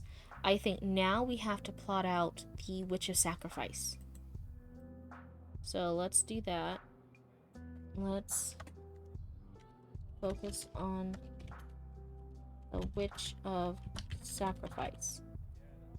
So if the previous one was the Witch of the Woods, and that ends on like a harsh note where like, yeah, she was a bad person, and the town's celebrating that the hero killed her, right? But he's still feeling very conflicted about it. He didn't want to kill anybody. This one I think should start on a really upbeat note to kind of contrast it. If anyone's watching these like back to back, it's going to be a huge contrast. So start on upbeat note, a happy celebrating town. I don't think I want this to be a town. I think I want this to be, should it be a city? Something sacrifices must be made for the good of everyone. Yeah, that's the big thing. That all these witches do a sacrifice for horrible power for horrible things. They have to be sacrificed for the good of the greater. The hero has to risk his life every time he's trying to help the common people. Everyone here is sacrificing, and at the end, you don't know if it's for the greater good. You don't know if there's any good. It just feels like a lot of sacrificing. Start an upbeat note, happy celebrating. Bigger than town. Let's do a small city. I like that idea, right? Because so far they've all kind of been towns. Every single one of them's a town. Should this one be a city? Just to kind of break it up, so it'll be town, city, and then ghost town. That could be interesting. It could be good. Are all honoring and holding a festival as thanks for the miracles of their healer saint. So yeah, I think so. They don't recognize she's a witch. They think she's like this saint, right? They think she has like these godlike powers. Show the smiling witch of, if I can spell so. We've said the word sacrifice so many times, you would think I'd be able to spell it on the first time by now. And yet here we are. Here we are. And you know what we are at? We're not even 700 words yet. We're 694. Ugh. Oh, I do not like this word counter. It's telling me a number I don't want to hear. I want this number to be higher. So the smiling witch's sacrifice. I think she has a very serene face because she's like a cult leader. She looks very serene. She looks very calm. Being serene. Peaceful looking. I think she looks very like maybe motherly, very saintly. That's going to be her idea. Peaceful. Saintly mother energy. Right? And then I think while the viewers, right, so it scrolls up, the camera pans up, we see her face. We see this wonderful smiling like person of honor at this festival. And then I think the camera's gonna cut and like glitch, right, like back and forth between like somebody brutally being murdered, right, because she was killing them. I think that would be like a cool intro. So I'll do intro over here to show this is just the intro. What? What were all those options? What was that? What was that? I don't know how I did that. The view quickly cuts back and forth between her smiling face at the festival in the light, right? It's gonna be like daytime, it's gonna be happy, it's gonna be all good vibes and celebratory. And then the darker at night scene of a man being murdered with blood on his face and all the screaming, right? Roots wanted screaming earlier. I'm giving him screaming. This is the screaming. Blood on his face and screaming. Alright, there we go. That's gonna be our little horror intro. So that's gonna be the intro. Hey Roots, are we both bad people? Maybe we're both bad people. You know, I think when I was younger, I had a lot of friends who were writing fanfics and stuff and who were writing their own stories. I liked making friends with a lot of other writers. I still do, but I feel like I had more of them in like high school. And they all wrote really happy stuff. They wrote really happy fanfics. They wrote fluff. They wrote good stuff. And every time I do, I'm gonna be so honest, and maybe this does make me a bad person, I get so bored. I can't write it. Something horrible has to happen. Something gruesome has to happen. I think the happiest I ever did was I had a story, an original story. It was supposed to be a whole novel, with a necromancer and this daughter he resurrects, right? And that was the story plot. That was the story beat. Was he didn't realize he had a daughter, but he stumbles upon an old flame's ghost because he's a necromancer, and the old flame is like, hey, you need to, my ghost is restless because I think my daughter's in danger, and by the way, it's your daughter, right? I was pregnant. I just never told you, sorry. Go save her. It's secretly your kid. And he goes, the daughter's already dead, right? That's what the mom's ghost was so restless. But he feels so compelled now, knowing he has a daughter, that he does this illegal, impossible thing, and he resurrects her. So he uses his necromancer powers to raise her from the dead and make it look like she's alive. And then they have to run from death, from all the Grim Reapers coming to be like, hey, wait, that shouldn't happen. They had to be on the run. And I think that was the close, because they were starting to build, now that they were just meeting, and they're kind of throwing this to scenario. They were building a father and a daughter bond, and that was kind of nice.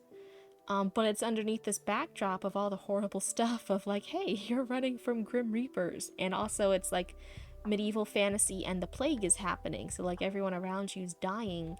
And this woman's wondering like, hey, why won't you use your necromancer powers to help other people? Like, you could bring me back from the dead. Why can't you bring others back from the dead? Everyone's dying around us. It's the plague. And he's like, nah, I can't really do that. I really shouldn't have even done it with you. Like horrible stuff is happening. That was like the closest I got to light fluffy stuff, was writing a fantasy necromancer story in the middle of medieval plague times. That doesn't sound fun and happy. That's crazy. The best I can do is hurt/comfort. Yeah, I know your problem with hurt/comfort. You have a problem. But yeah, I don't know. I don't write a lot of like fluffy stuff. It just bores me too much. I don't know why. Total props to the people who can do it. I have respect for it because I can't write it. And I think the more I can't do something, I recognize it's cool that other people can. I can stop anytime I want. Sure, that happens.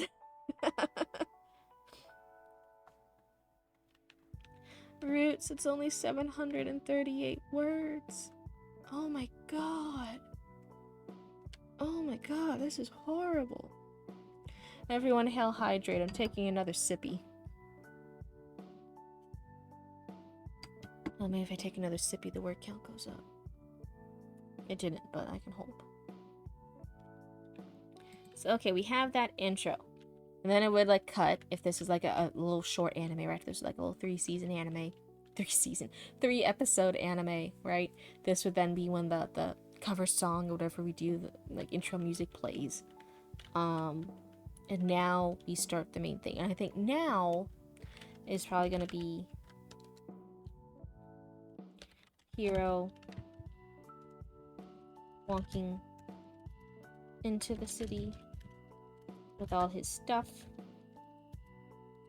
Look, we get only 262 left. Okay, that still seems like a big number. But yeah, the hero, he's gonna be traveling. He's gonna been on the road for a while. He's gonna be looking like scruffy. He's gonna be looking dirty. He's gonna be covered in dust. Looking dirty, dusty, tired. Looking like he slept under a log.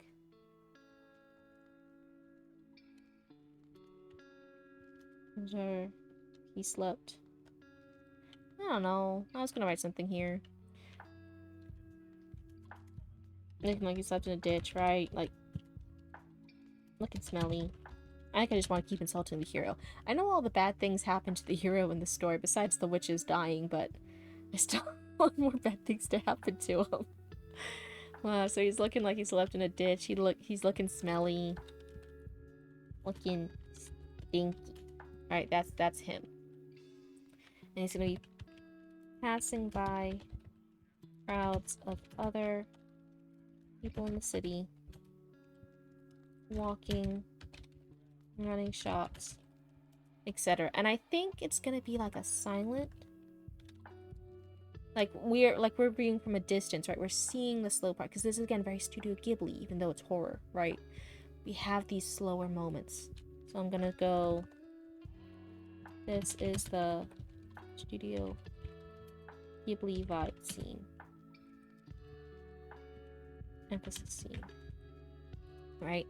So we contrast all the horrific things he does with murdering these witches who are murdering other people. All these murders, all these sacrifices, all these dark deals with demons.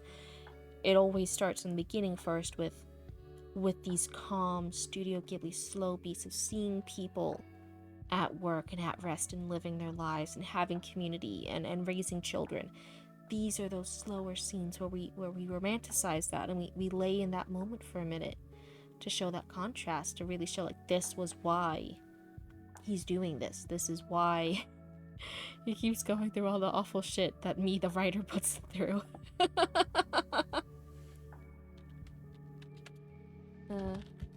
People walking and laughing. What's it called? It's not like a shopkeep when you're like on like a little stall, like the stall keepers. I'm gonna put that. Stall keepers. Keepers. Blah. Keepers selling their wares. Children running around. The light, like,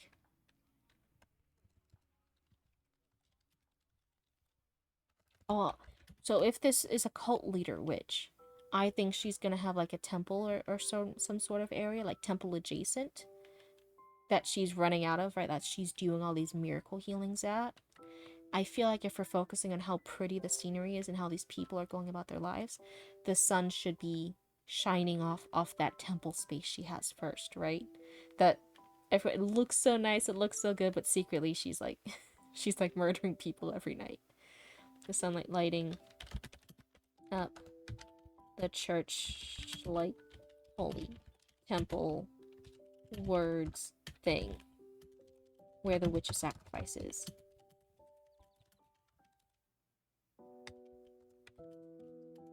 Stall holder, vendor, a market keeper, market trader. I'm so glad you know words, Roots. I'm so glad you know them. I don't know words, which is really sad if I'm doing a writing challenge, huh? So, stall keepers. Here we go. Yeah, I want vendor. Vendor. Market. Yeah, it's like a market vendor. That's what I'm gonna go with. No. Google knows the words. IDK shit slow. Yeah. I keep thinking like, oh, maybe I should take the time to look up stuff, but for my rough drafts, I really encourage that you don't look anything up. You just write the closest thing, or you write insert something here later, and you just like go no stop, right? You just keep going. So that's why, if anyone's wondering like, oh, why don't you just like pull up a tab? You can Google it.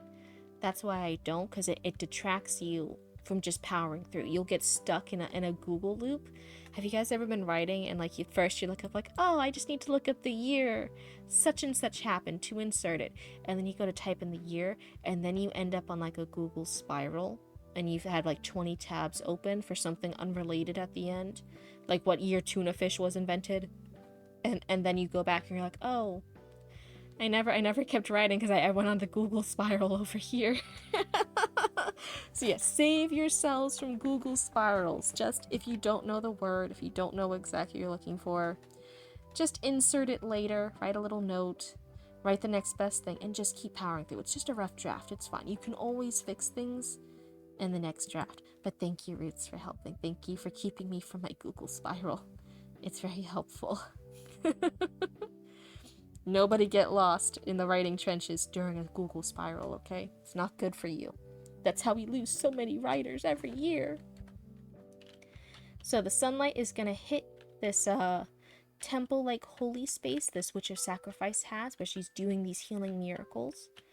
And I think it's since this is Studio Ghibli, it's gonna be the silent. I'm back. Hello, welcome back. It's good to see you. Oh, thank you for the follow. I appreciate it. Yeah, we're still writing our rough drafts for stuff. Our first few days were dedicated to writing the shorts for an animatic, for a 2-minute animatic, and now we're writing out the script for if this was a longer. I swear I fell before I left. Hey, it's all good. It's all good. Lord knows I'm still learning all this Twitch stuff. I'm really excited though. I've only been streaming for a little bit and everyone in the community's been so nice. And I have people, when I was looking up before I started streaming, people were telling me like, oh, it will be... I have horrible attention spans. Me too. Yeah, people were telling me when I was thinking of streaming, like when I was looking up and doing all the research for how to start streaming, they're like, oh yeah, it can be months or years before you get like beyond 2 or 3 viewers, right? Oh, hey, welcome back. Hello, hello. It's good to see. I have so many people coming back. Hello. It's good to see you guys again. But yeah, people are telling me it would be months. It could be even a year before you get past like having a few followers, before you get past just a few people in your chat. And instead, everyone's been so nice and welcoming and kind, you know, besides for bots, but all the actual human people have been wonderful. And this is like way more attention than I expected when I was just starting out. Everyone's like, oh, it's so good because in the first few months, since nobody's watching you, you can make all the mistakes and nobody will see it, right? And I'm like, oh, that makes total sense. I'll make all the mistakes in the beginning and it will be fine because like everyone on the internet says, you don't have a lot of people watching your streams at first. And instead, I've been so lucky to have people like enjoying hanging out with me and chatting and watching all the silly things I do, like writing challenges and games. But then sadly, they also notice all my scuff. I cannot hide the scuff. It's a give and take. But yeah, well, I like how comfy and wholesome this place is, so I keep coming back. Thank you! I feel like in real life, for a lot of our business stuff, for the Cryptid Roots business, I get stressed out a lot. Oh, my camera's acting all funny. There we go. Whew! I'm back. I get stressed a lot. I have a lot of stress issues. And when I'm like, I like this idea. I like this idea of streaming. I like this idea of connecting with people and hanging out, you know, in my evenings and doing games and doing fun challenges. Like, I don't want to stress about this. I don't want to have any more stress in my life. I want to hang out. I want to have fun. I remember growing up, like high school and college, I had so much fun on the internet. I really did. You stressed? What? I don't want to hear it, Roots. I don't want to hear it. But yeah, I used to have so much fun on the internet when I was younger. I used to love hanging out in forums, I was in writing communities, I was in different games, I was in interactive things, I made friends online, I had friends all over the world online. It was great on the internet. I had so much fun. And now as I've like gotten older, and we have all the social media stuff, I'm like, I hate being on the internet. I'm stressed all the time, and then I go and try and do the fun stuff on the internet, and it's stressful and it's hard, and I'm like, man, if I'm gonna do this, if we're gonna do the streaming thing, I want to have a lot more fun. I want to be relaxed. I want to have one thing where I'm like, yeah, like this is gonna be just the calm vibes. I'm just gonna hang out and chat, and I'm not gonna stress about it. Sometimes I fully admit though, I'm not gonna bullshit you guys. Sometimes when the model wasn't working, so it always looks like it's working to me on OBS, but sometimes in the beginning it wasn't working for you guys on the stream. When I was done and I would look at the replays to upload it to YouTube, oh my god.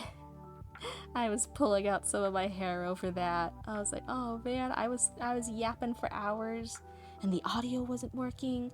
I was yapping, I was moving my model and doing all this stuff, and the model wasn't working for you guys. I felt so embarrassed. Yeah, it's the fun of technology. And I'm not good at technology, so I have Roots and Papa Cryptid helping us out. Imagine if you ever got to do the mocap stuff. What's the mocap stuff? Am I silly? Is that... Oh, isn't mocap like a game company? Or am I completely like off base? Am I completely off base? I might be. I don't know. But yeah, I feel like I want this to be like a really nice spot to hang out with. And one of the YouTubers, you know, she's a streamer, but like I watch her YouTube stuff.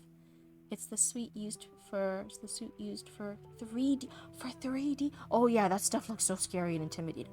I don't think I could do 3D stuff. And anything fun that you use for 3D, like for dancing around or doing like the 3D games and stuff. There's like 3D horror games where things like jump out at you, but they look realistic because they're 3D. Oh my god, no. No, I could never. Not me. My heart couldn't take it. And then realizing that, like, let's say I did do 3D stuff and I did those scary, spooky horror games, right? And then I would realize the scuff afterwards of like, oh yeah, your model was glitching out. You were upside down and you had 3 arms the whole time. And I'd be like, are you serious? No, don't. I couldn't do that to my heart. My heart couldn't take it. But yeah, the 3D stuff. To me, I think I like when it works. I know it doesn't always work for my model. When it works, I like the smoothness and the interactiveness of the VTubers of the 2D, because they look really good. If you have some of the really high-end models and you have the better motion capture sensors than I do, they look really good. They're like really interactive. They can be like really realistic. It's cool. 3D, maybe it's just the ones I'm watching. I feel like they still have a lot of scuff. Like they don't. Even when they're working properly, I'm like, oh, they still sometimes look a little glitchy. At least to me. Maybe it's just not my thing. I don't know. Maybe one day I'll change my mind and there will in fact be like a 3D Cryptid girl. Streaming at horror movies, coming to you soon. Yeah, the tech is still super tough and frustrating to work. Yeah. See? Okay, so it's not just me then. I feel like whenever I get my official model, as this keeps getting bigger, imagine it would be a nightmare for Cryptid Roots. Yeah.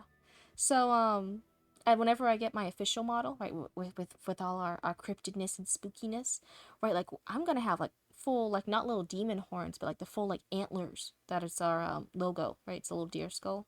I want that. I want, like a weird body proportions. I want these super long, like shadowy deer legs for this. So it's gonna have like little hooves and stuff. I want long like claws and things, like nail-like claws for my model. It's gonna have all these spooky things. My eyes are gonna glow if I have my way. If I have an unlimited budget, can you imagine? I would look so spooky. I might be the scarier than the horror horror games I would be playing in 3D. I don't know how a 3D suit might handle all of that, you know? And I want my model to have like a lot of jewelry, a lot of shiny bling, a lot of rings, a lot of bones hanging off. I wear a lot of jewelry in real life, so I wanted the model to have it too.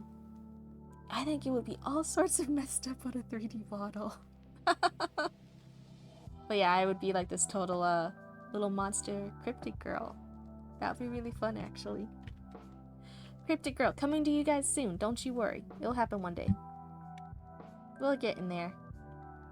For now, I just need to make this VTuber customized one that we have work better. I'm really looking forward, now that the model moves, now that the audio is better. The next upgrade is going to be the phone. Like, you get a phone and you get the VTube Studio app on it, and then you can customize the settings a lot more and make the movement a lot smoother and a lot better, like customized to you. That's the next goal for this that I'm working towards.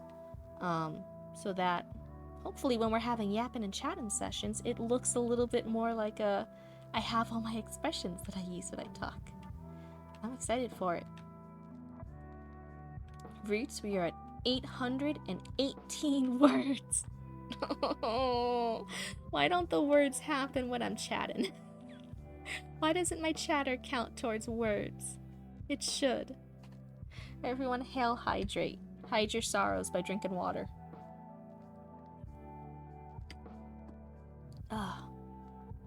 So here we have the hero is walking into this new city, and he is going to be led towards this festival that's celebrating their healer saint, right? She's gonna look so awesome. All the people in the city love her, but secretly, right, she's gonna be this mass murderer, witch of sacrifice, and she's using her healing power. She gets the healing powers because she's murdering other people at night. So she murders people she doesn't like in order to use it for her followers.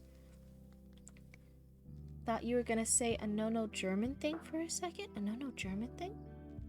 When I was talking about my witch of sacrifice? Oh. I don't know what the no German thing is. I'm sorry if you thought I was gonna say a bad thing. But now I'm talking about my other bad things, like a serial killer. Oh, not the Hail Hydra. No. Oh no, that's so bad. No, no, no. No, I'm sorry. I was in the Marvel fandom and everyone like who did the Hail Hydra had Hail Hydrate after a while to make you remember to drink water. I'm so sorry. No. It's just to drink water. My bad. Yeah, maybe that hasn't aged well after all this time. Maybe I should stop saying that. Everyone just drink water. We'll just say drink water from now on. No. Cryptid canceled. You see, this is what happens when I open my mouth and I'm like, oh yeah, everything's so great. Everyone's so nice. This community's great. I have more followers than I already expected, and now I'm trying to get a better technology thing to improve my model movement. Right after, minutes later, canceled. Canceled. Oh no, that's how it be. The higher they go, the harder they fall. Oh no. No, this is intended to be too cozy of a channel for that. Thank you for pointing it out, though. I will have to watch myself, make sure I don't. Yeah, because I think other people, if they hear the Hail Hydrate, yeah, they might think it's something else. That's a good point. I'll have to watch myself. I do want this to be a really comfy, cozy channel. Oh my god. Still laughing at Cryptid Cancel. Right? I was like hyping this up the other day. I'm like, man, this is so good for my beginning streaming. Like I'm really enjoying it. It's going so well. Cryptid canceled. Oh man. Okay, we're gonna focus. We have less than 200 words, I think, right? It's like 180 something words, I think. And then we would have reached our writing goal today. So today, since we did 8 pages worth of words on our first day, and then like 5 or so on the second day, we banged out a lot of words the first 2 days of the challenge. So for today, I have a smaller word count since I wasn't feeling it as much, of just 1,000. So we are at 818. We just need to reach 1,000. But anyone who's just doing the normal word count a day, I think it's like 1,670 words you need to aim for. But we're not doing that today. Today is a baby word count goal, just 1,000. Okay. So he's gonna see the silent montage, the Studio Ghibli music, vibes. So we're not going to hear him talking. I think I like a lot that the hero doesn't really have dialogue. Like, a lot of things are happening to him, but he is a generic hero, right? He is this kind of insert whatever hero archetype here. Everyone was saying in another stream he's like Link, right? He doesn't have many words that he says to the viewers, or in front of the viewers. So it's going to be this silent montage of the hero asking the vendor, market people, shopping, and asking for directions. And for some reason they're gonna point him maybe either past or into that temple, that holy place that the witch's sacrifice is hiding out at. You're asking vendor, market people, shopping, and asking for directions. And eventually it's to the temple area. Learning Russian has to be a form of hating yourself? Why that one? Why that one? That's so funny. For me, man, I think if there is a language I would not want to learn again, I took French. The case endings is the worst. No, I think French was really hard. I could read when I was actively like engaged in French class for a couple years, right? For 4 or 5 years. I took it 4 years in high school, 1 year in middle school. I was reading French pretty good. I could fake the accent if I saw the words. I could fake the accent. I had pretty good punctuation when I was verbally speaking. I could do it. When you get to higher French level classes, then it's more audio. They make you listen to audio and they make you try to respond to stuff or say what the speaker wrote down. I had no clue. I had no idea what those people were saying. No. So it's crazy. I went from like all A's for like years because the reading out loud and then the reading what was on the page and translating, I could do pretty good. But hearing it, I'm like, I don't know what they're saying. I don't know what that is. I'd never heard French words in my life. I don't think I'd ever take French again. It did not spark joy. There's like 14 case endings in Russian, if I'm correct. What are the case endings? Because, I only ask because the other language, if I was going to learn a language, because I do really admire people who speak two languages, and I did not enjoy French. I was actually thinking of learning Russian because somebody was describing it as when you hear Russian speakers speak in English when they go what is it? Oh my god, I know writing. I should know terms better. Like a lot of the words like in or on, like the like stuff like that, they don't have them or they don't use them as much, so it's a more simplified structure for sentences that English learners, right, have an easier time like translating and understanding when they're trying to learn Russian. So I was like, oh, that's really interesting that you don't have to learn like in, on, at, to, like it was something like that. Like they didn't have that. So when you hear Russian speakers speaking English, sometimes that's why they drop it. That's why they have that stereotypical Russian thing of like speaking like that. It's because they just don't have that in their language. The alphabet and spelling are easy. Okay. What are the case endings? Okay, now I had the thing with roots where I'm like, oh yeah, I try not to Google too much on stream. I just try to do the rough draft. But I'm gonna look at what are the case endings here. Case. Oh my god, I'm typing on the wrong keyboard. Hold. Ignore that. I have 3 different monitors and I have 3 different keyboards. This stream is held together with duct tape and a prayer. Case endings. What do I do? I'm not looking at a chat right now. Hold on. The sentence structure is kind of easy as it's like English, but you go like she doctor. Yeah, so it's not like is a doctor, she doctor instead of she is a doctor. That's what I was trying to say, but the words weren't happening. Yeah. That's what I heard. Like some people are like, oh, it's really good for that. So case endings are words endings added to nouns, pronouns, and adjectives to indicate their grammatical functions in a sentence. So unlike in English, where word order is key, languages with case endings like Latin or German use these suffixes to convey a word's role, making word order more flexible. Common cases. Okay, no. Oh, so types of case: nominative, genitive, accusative, dative for an indirect object, vocative for direct address. Can we use this from, with, or by, how they function. Okay. To match the noun they modify. Since English has lost most of its case system, with remnants and pronouns like I versus me. Okay, the concept can be difficult for native English speakers to grasp. Yeah, if it's not... No, 2 prayers. You're not wrong. Yeah, if it's a function of sentence structure and function of grammar that our language just doesn't have, or doesn't have a lot of, that's really hard to then learn it in another language. That's really tough.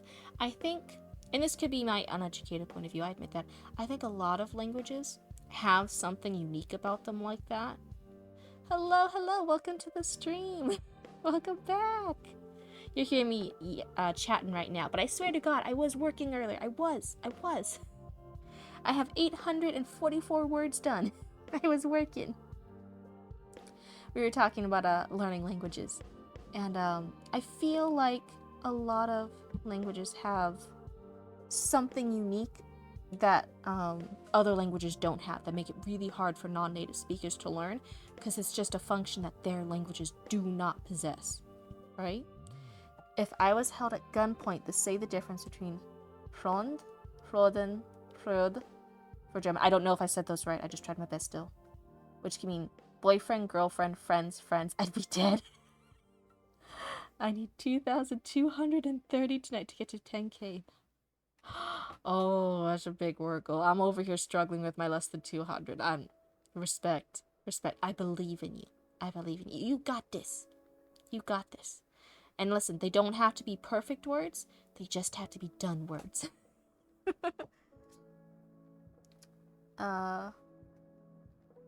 Jeez, yeah, how do you? Those are tough words. But yeah, I think boyfriend, girlfriend, or friends. I think I don't know if it's exactly called the same thing. I thought in my head there's something similar. I think in the French language, where like just it's like the same word but it has like the slightly different ending, and it means like, oh, that word is for woman, or that word is now for male, or that word is now for plural men and woman, or that word is now for plural woman. Like, so they would have stuff like that where you had to remember all the different endings for stuff. And I'm like, this is too much. This is a lot. I could coast by, like, if I read things, even if I don't say it right? If I can read it and I memorize kind of what it means, when it's earlier language learning stuff, I can pass pretty well, because you'll hand like stuff on paper, and I'll remember what those words mean, what the order of letters means, which is really surprising for my dyslexic ass, right? I can translate what it means, but then if I learn the accent, if it's an accent that's okay for me to do, so like when I was actively learning French, I could pass the French accent, I could read the words and speak them pretty well. But if I'm ever having to translate what I just spoke, or translate what someone else spoke, and I don't see the words, oh my god, not a prayer. I don't have any hope. German is easy at A1 level, but when you get the B level, it's pain. Are you learning it for like citizenship, for traveling stuff? That's when you have to like take a lot of those like A1s and B level stuff, right? Or is it just for like education stuff like high school or college? Because me and no key how I learn languages is just read in that language, listen to music in that language, etc. etc. Yeah. I hear that advice a lot with people who are learning that. That's kind of what propels them. That's like the key to understanding it in context too, hearing it in context rather than just in a book, like formal education. They're like, oh, this now makes sense. Now I can actually use it like a normal person. Because some people who are only taught with the book, then they go over there, and even if they meagle their way through, like the native speakers are like, you sound like a robot, you sound like a textbook, like that's not the phrase we would use, that's not the way we would say that. They're over there like saying like hello and hi neighbor, and they're over there like salutations fellow neighbors, and they're like, that's not how you speak. You know what's really bad? I'm getting me and Mama Cryptid, we're watching a lot of C-dramas, right? And I was reading a lot of translated. I wasn't reading them in the native language, but a lot of translated C novels and stories from over there. But the translations keep some of the I think they're called honorifics, but I could be using the wrong term, right? So they're using like different words like that. And now when we're watching subtitled C dramas and I hear the honorifics, I'm like, oh, I know the honorifics. But in the subtitles on screen, they won't use the honorifics, and I'm like, no, that's not what he said. He didn't call that person like his general or whatever. He called him like his older brother. Like he that's not what that honorific means. That's not what that title means. And I'll like keep pausing some C dramas, and Mama Cryptid gets annoyed with me. She's like, I don't care what they called each other. I just want to see the story. And I'm like, no, but they translated it wrong. Like that person's been calling the other person by his formal name this whole time, and this is the first time he's used to like Dee or something. He called him little brother. He acknowledged him as his little brother. This is the first time, but the subtitles just still show him using his name, and I'm like, this is important. This is character development. It's character growth. It's the first time you recognized him as his younger brother. And my mom's like, I don't care, just keep playing. And I'm like, okay. So yeah, if you're learning a new language, I highly recommend actually like consuming media in it. Even just even if you only know a few things, like again, like I just picked up on honorifics, just hearing it then being said and having even just like subtitles playing, now I can actually audibly hear honorifics and I can compare it to the subtitles and I can recognize when things match up and when they don't. It's really cool. The letter is kind of just a level reference, but yeah, technically can be used to tell how proficient in a language you are. Soviet rock is useful for learning Russian, trust me. Yeah. I think there's some countries that if you want citizenship with, like if you're not just visiting, if you want citizenship with, then you have to be a certain proficiency level in the language. I think I only say that because me and Roots. Speaking of my Studio Ghibli inspired horror stuff over here for my short story for my animatic script, like it's been. I'm like, man, I really want to go to the Netherlands, and so for a while I was looking at different things that would be required, not just to visit the Netherlands, but to actually like move to the Netherlands. Like what stuff is involved with that, and I'm over here and I'm like, man, there's some. I think I was like, oh yeah, like for English speakers, Dutch isn't too hard. But there's certain places in the Netherlands where there's just so many English speakers that the Dutch people are kind of tired of those places. They're like, what? Why is no one speaking Dutch over here? What's going on? But there are certain places where it's like, yeah, like it's kind of like a little America over here. You can pass by with limited Dutch if you stay in these particular zones. Like the shops and stuff, they're mostly English speaking. And I'm like, oh, but I might want to go out of the zone, right? I'd want to be like a good little citizen, right? Little model citizen. I'd need to learn Dutch. But for a while before that goal, before that idea, I actually wanted to learn Russian. And have I worked towards either of those? No. Oh no. I do remember looking up and realizing like, oh, I should learn like what are some easy Dutch words for English speakers to first learn, like when they're over there for everyday life. And they were like, oh, pizza's the same in Dutch and English. And I'm like, oh, well, yay, I already know a Dutch word, then it's pizza. I can ask for one thing when I get to the Netherlands. You and me, Roots, we're only gonna have a diet of pizza. I'm sorry, that's all I know how to ask for. Otherwise, we're gonna have to rely on like pointing, like cavemen, like Neanderthals. Just point and be like, ooh, like I want that. Give silly American that food. But I can say pizza. I feel like a lot of people in the Netherlands too. I think I heard that a lot of them are actually like bilingual or trilingual. That's like really encouraged in their school systems. So I already think like, wow, like they're so smart over there. Like they're already. I'm just gonna come by. Yeah, before I'd ever go over there, I would definitely have to take the time to like learn more of the language, right? I wouldn't want to like be rude or feel stranded and have that stress when I'm visiting this awesome place and feel that stress of like, oh, I don't know how to communicate, I don't know how to ask for help. I just for my own stress levels, I'd want to be able to ask for help, ask for directions, be able to manage myself, be able to go shopping, be able to check in places, like have a rudimentary passing level of language so that way if anything goes wrong, I'm still okay. But that's probably my stress and anxiety speaking. Yeah. Okay, Roots, we're at 844 words. Just a little over, 150 words left? 156? If I'm doing math right? I think that's how many I need. But yeah, for anyone who's here, this is a very wholesome stream. This is a very nice stream. I try to be very nice. I try to be very casual and calming.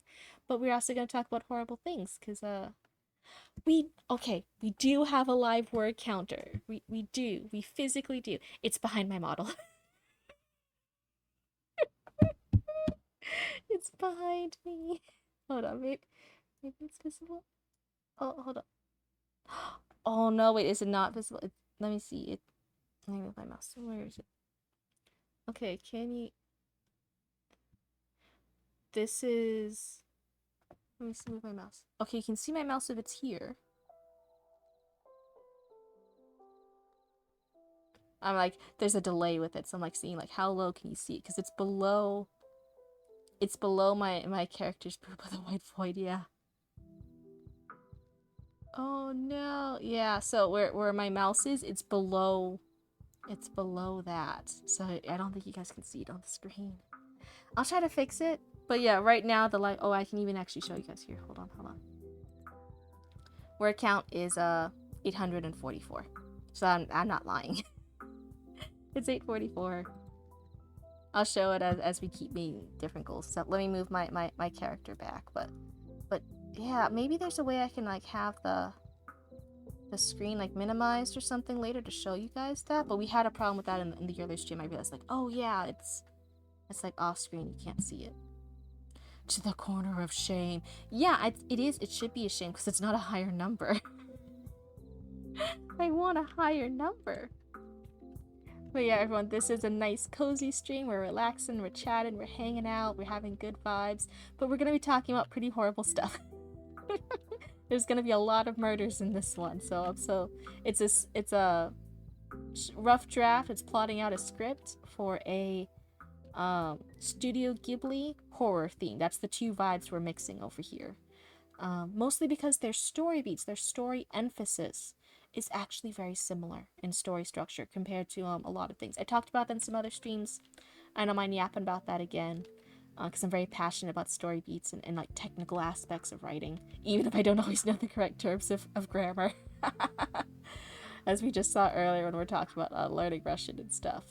Or learning German, or learning Dutch. I don't always know the correct terms for particular things, but for writing story, I'm very passionate about the craft of it. So the story beats, the emphasis of those beats, the very slow beats that happen, Studio Ghibli is very unique in that because we don't have a lot of slow beats in American movies or American television.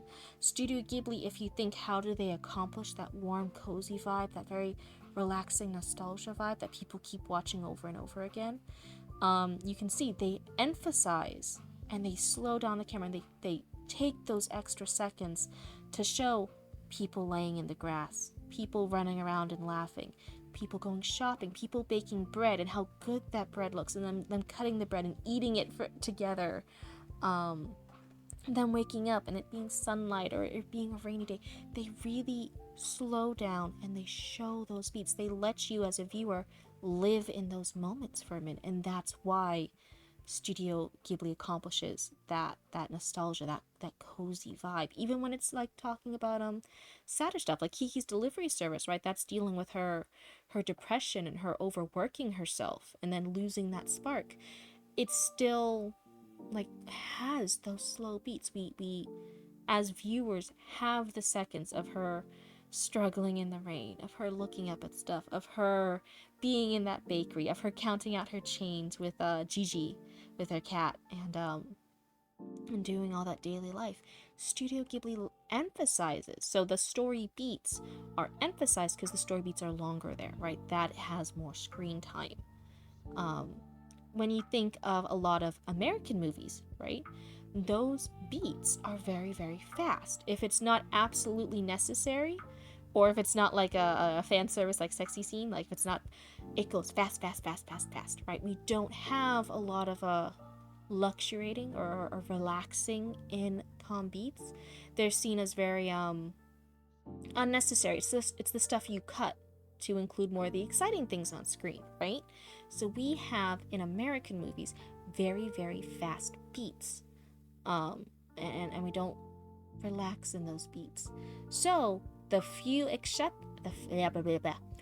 exception to that is generally horror, and I'm not talking about like thrillers or like a slasher horror. I'm talking about maybe more like gothic horror, right? Romantic horror. Those horror genres have very slow beats. Psychological thrillers, right? So gothic horror, psychological thrillers have very slow beats, just like Studio Ghibli does, but they're on a different emphasis, right? It's not a slow beat for cozy emphasis. It's a slow beat for like, there's something around the corner. You don't know what it is. You thought you were home alone. What's around the corner? You heard the floorboard creak. It only creaks when somebody steps on it. There's no one else in the house. What's there? Do you approach it? Can you protect yourself? Do you have a knife? Can you go over there? Right? Or something, knowing something's chasing you, but you haven't seen its face. You don't know how to get there. You're trying to call for help. The phone lines are dead. We stay in those beats because it builds up suspense. It builds up the horror of it. So horror, and again, not slasher, not like, and those have fast beats, right? To keep us like scared, like, there's something popping up. It's scary. It slashed us. There's blood everywhere. That's really, really fast. But gothic horror and psychological thriller horror has really slow beats. And I was like, that's so interesting. I like how they both have really slow beats to ramp up the tension or to ramp up the coziness. I want to fuse those two together. So the point of this is actually to fuse the Studio Ghibli like cozy vibes with then the horror and the grotesqueness and the sad, like, somber stuff that happens of this hero having to kill these witches, these evil witches. I think I just whistled out the end of Witches. Sorry if that bothered anybody. I was doing so good with my little chat, and then I whistled funny. But if you learn writing techniques and why you like some things, or why some people who do a craft are really good at that craft. So like, again, why is Studio Ghibli so good at that? Like feeling, that nostalgia feeling, that cozy feeling. It's because they emphasize that, and we don't have a lot of other media that does that.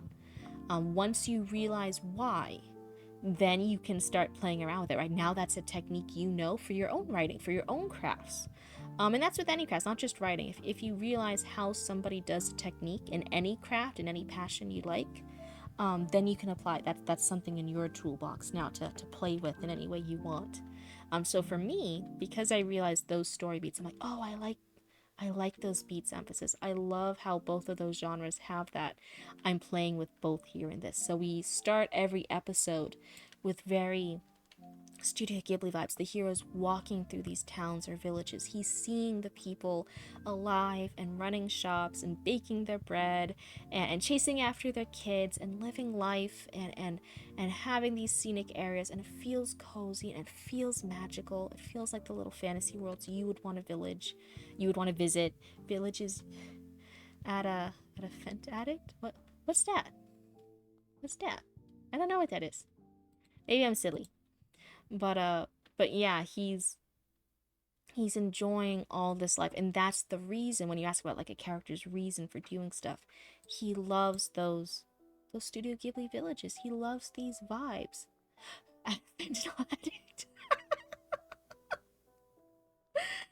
Oh no! Why would I add an addict here? How does that serve the narrative? How does your drug addict serve the narrative?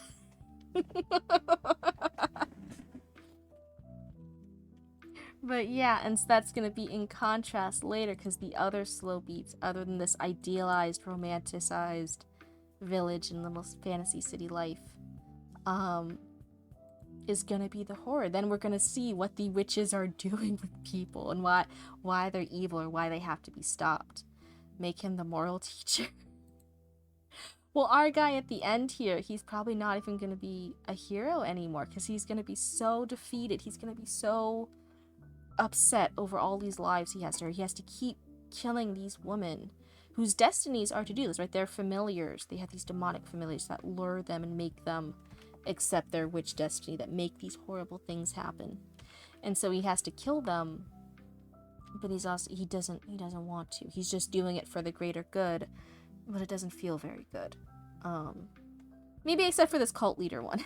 Who's like killing people to heal others. Maybe that one feels good. But like the first witch, or like I think the saddest one is the last witch, is the Witch of Rot. So each of them have a different destiny they have. There's the Witch of the Woods, the Witch of Sacrifice, and this last one's the Witch of Rot.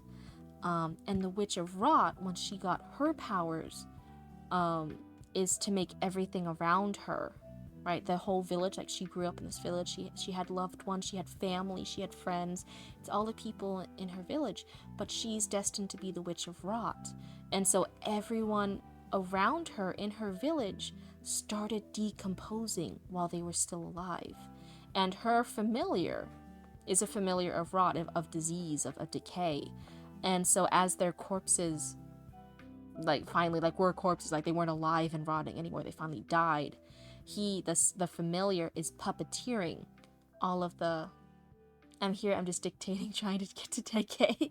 Whatever works, whatever method you want, hon, it's all good. I'm so excited for you to reach that word count goal. I know it's a lot of work, but man, you're gonna feel so over 8,000. Need 1,915. You are so close. You should be so proud of yourself. You're gonna feel so accomplished when that goal is done.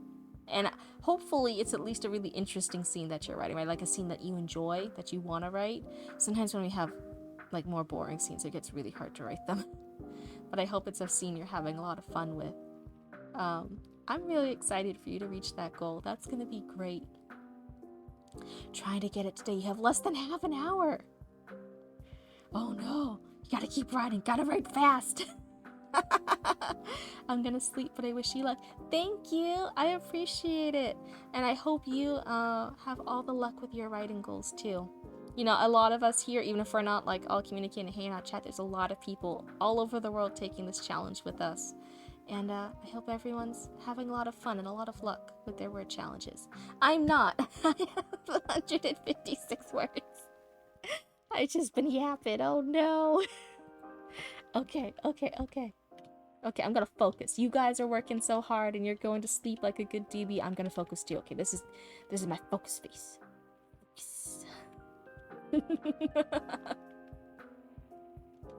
So we're gonna have the silent scenario, right? Just the bad boy and OCs together right now on a motorcycle. Oh, that's a good scene. I would. Hey. If anyone, oh man, I would hang out with the bad boy on a motorcycle for a bit. I'm just saying. That sounds like a fun scene to me.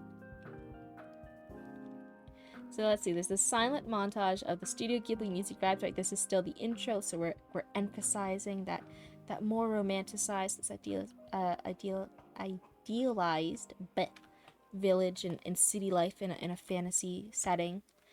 The heroes like gesturing, but we're just hearing the calm, happy music. The heroes asking vendor market people, shopping, and asking for directions. We're seeing those happy, maybe by the time he gets to the temple, right? By the time they direct him to the temple, it's getting a little later in the day by the time he reaches the temple. What would be a good reason for him to visit this healer? Or again, we had earlier, right? It's the celebration. She's always being honored. That these people in the city love her. They think she's a miracle saint, right? She's a healing saint, and she's healing all the different people. So I think by the time it gets a little later, right? Maybe he stops because there's a crowd of people celebrating and honoring her at the temple and asking for healing. Okay, so that's why. So like every night they have new people who are sick, who are ill, like a new baby who has a cold, or excuse me, or a cryptid with a cough. Right, so they have, they go to hang out with her. They ask her for the healings and to give worship to her and to talk about how great she is as this healer saint. Water. Roots. Roots, I finished all my water. I'm all out of water. I don't got no more. I'm just gonna be parched. I'm just gonna be sad and parched over here, and a bad example for everyone watching the stream. That's what I'm gonna be doing. No. I'm inspired now. Ink Play was talking about a bad boy. I'm a bad boy now. I'm not gonna drink water. I'm not gonna drink water. I'm a bad boy. This is right.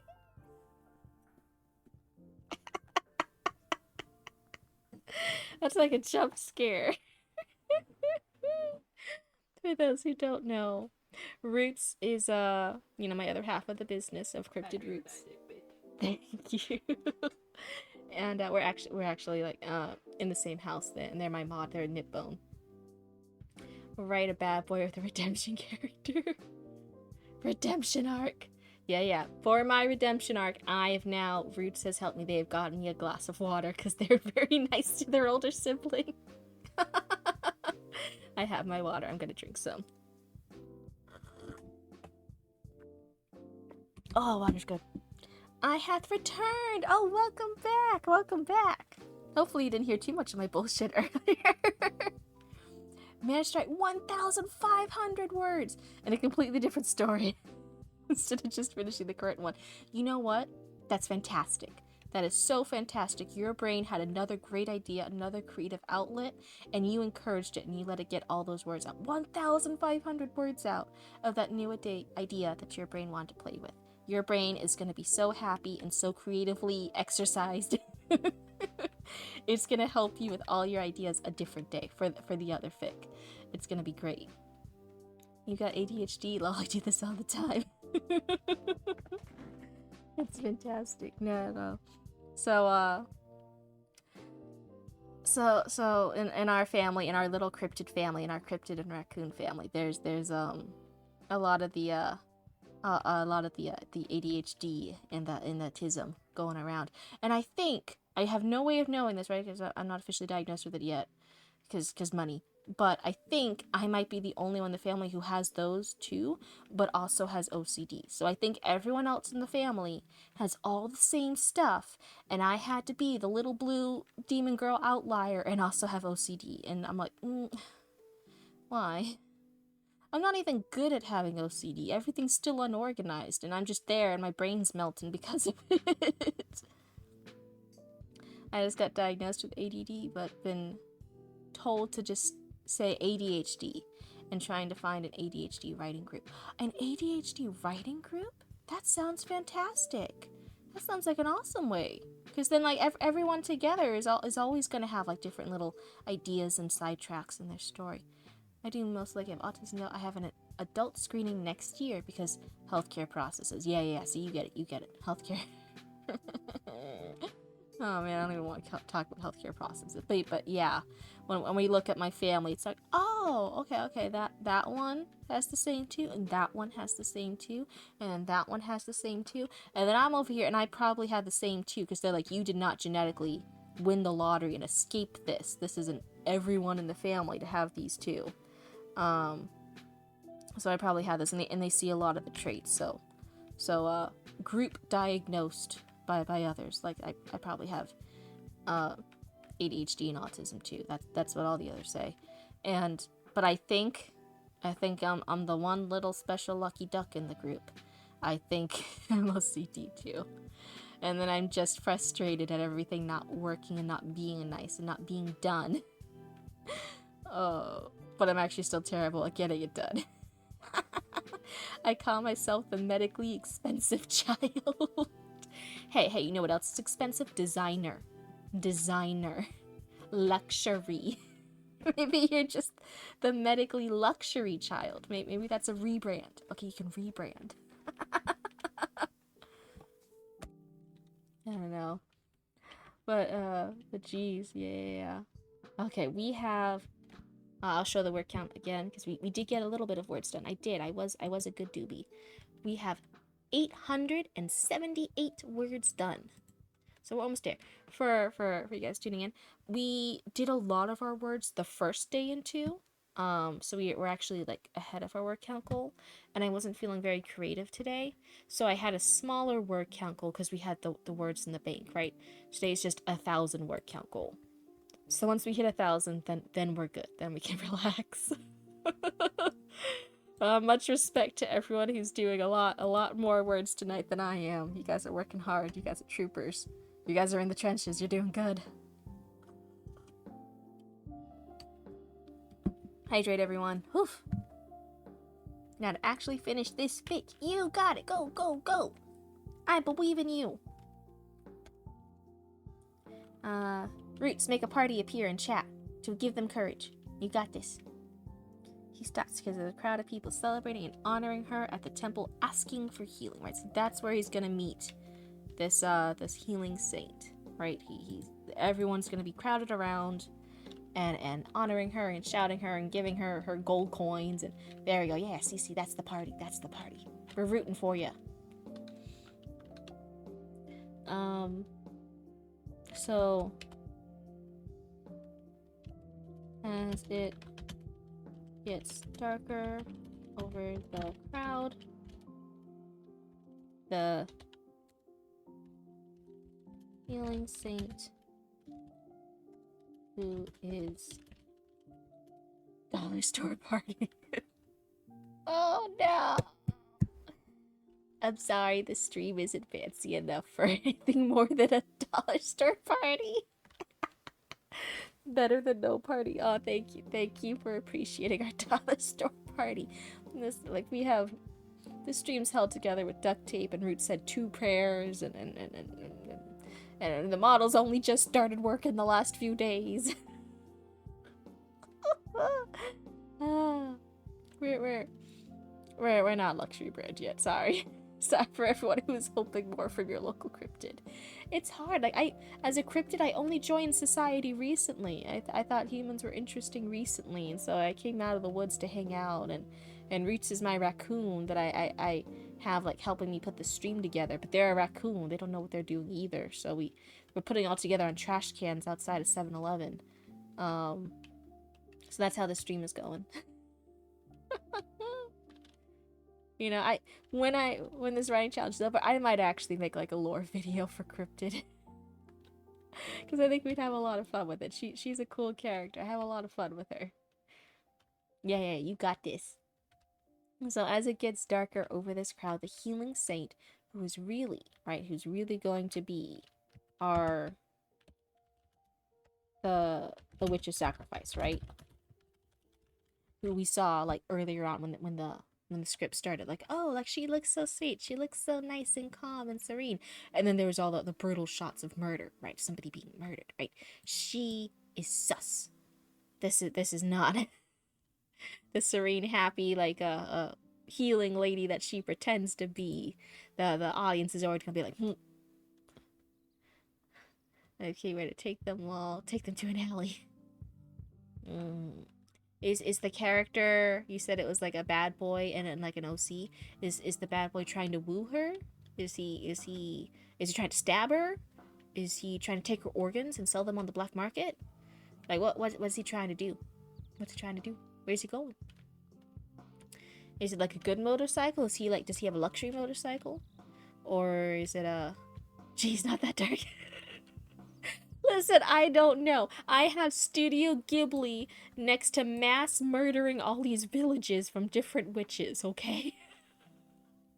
This is the closest I get to cozy vibes. Right now I'm thinking he does drugs. Oh, that's because he's a bad boy. Yeah, he needs to have, like, that edgy. He needs to be edgy. Oh, can I say that? Yeah, that's fine.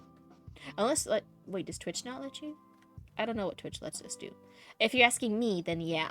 If you're asking Twitch, I don't speak for them. The worst. Oh, that's right. It's not up to me. You gotta ask Roots. You gotta ask Nipbone. They wield the ban powers, the smiting powers. It's not up to me. You have to actually ask them.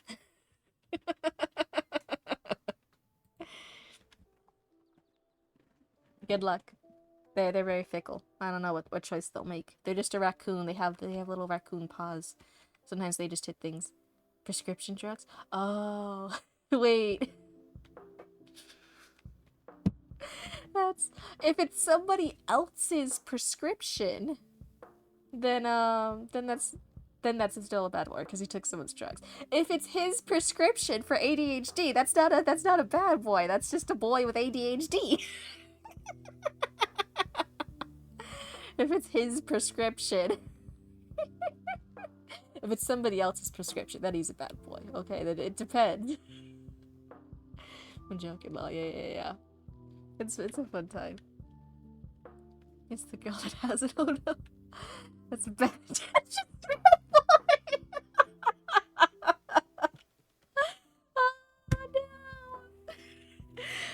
Why can't they both have it? Huh? Representation. I want my bad boys to have ADHD too.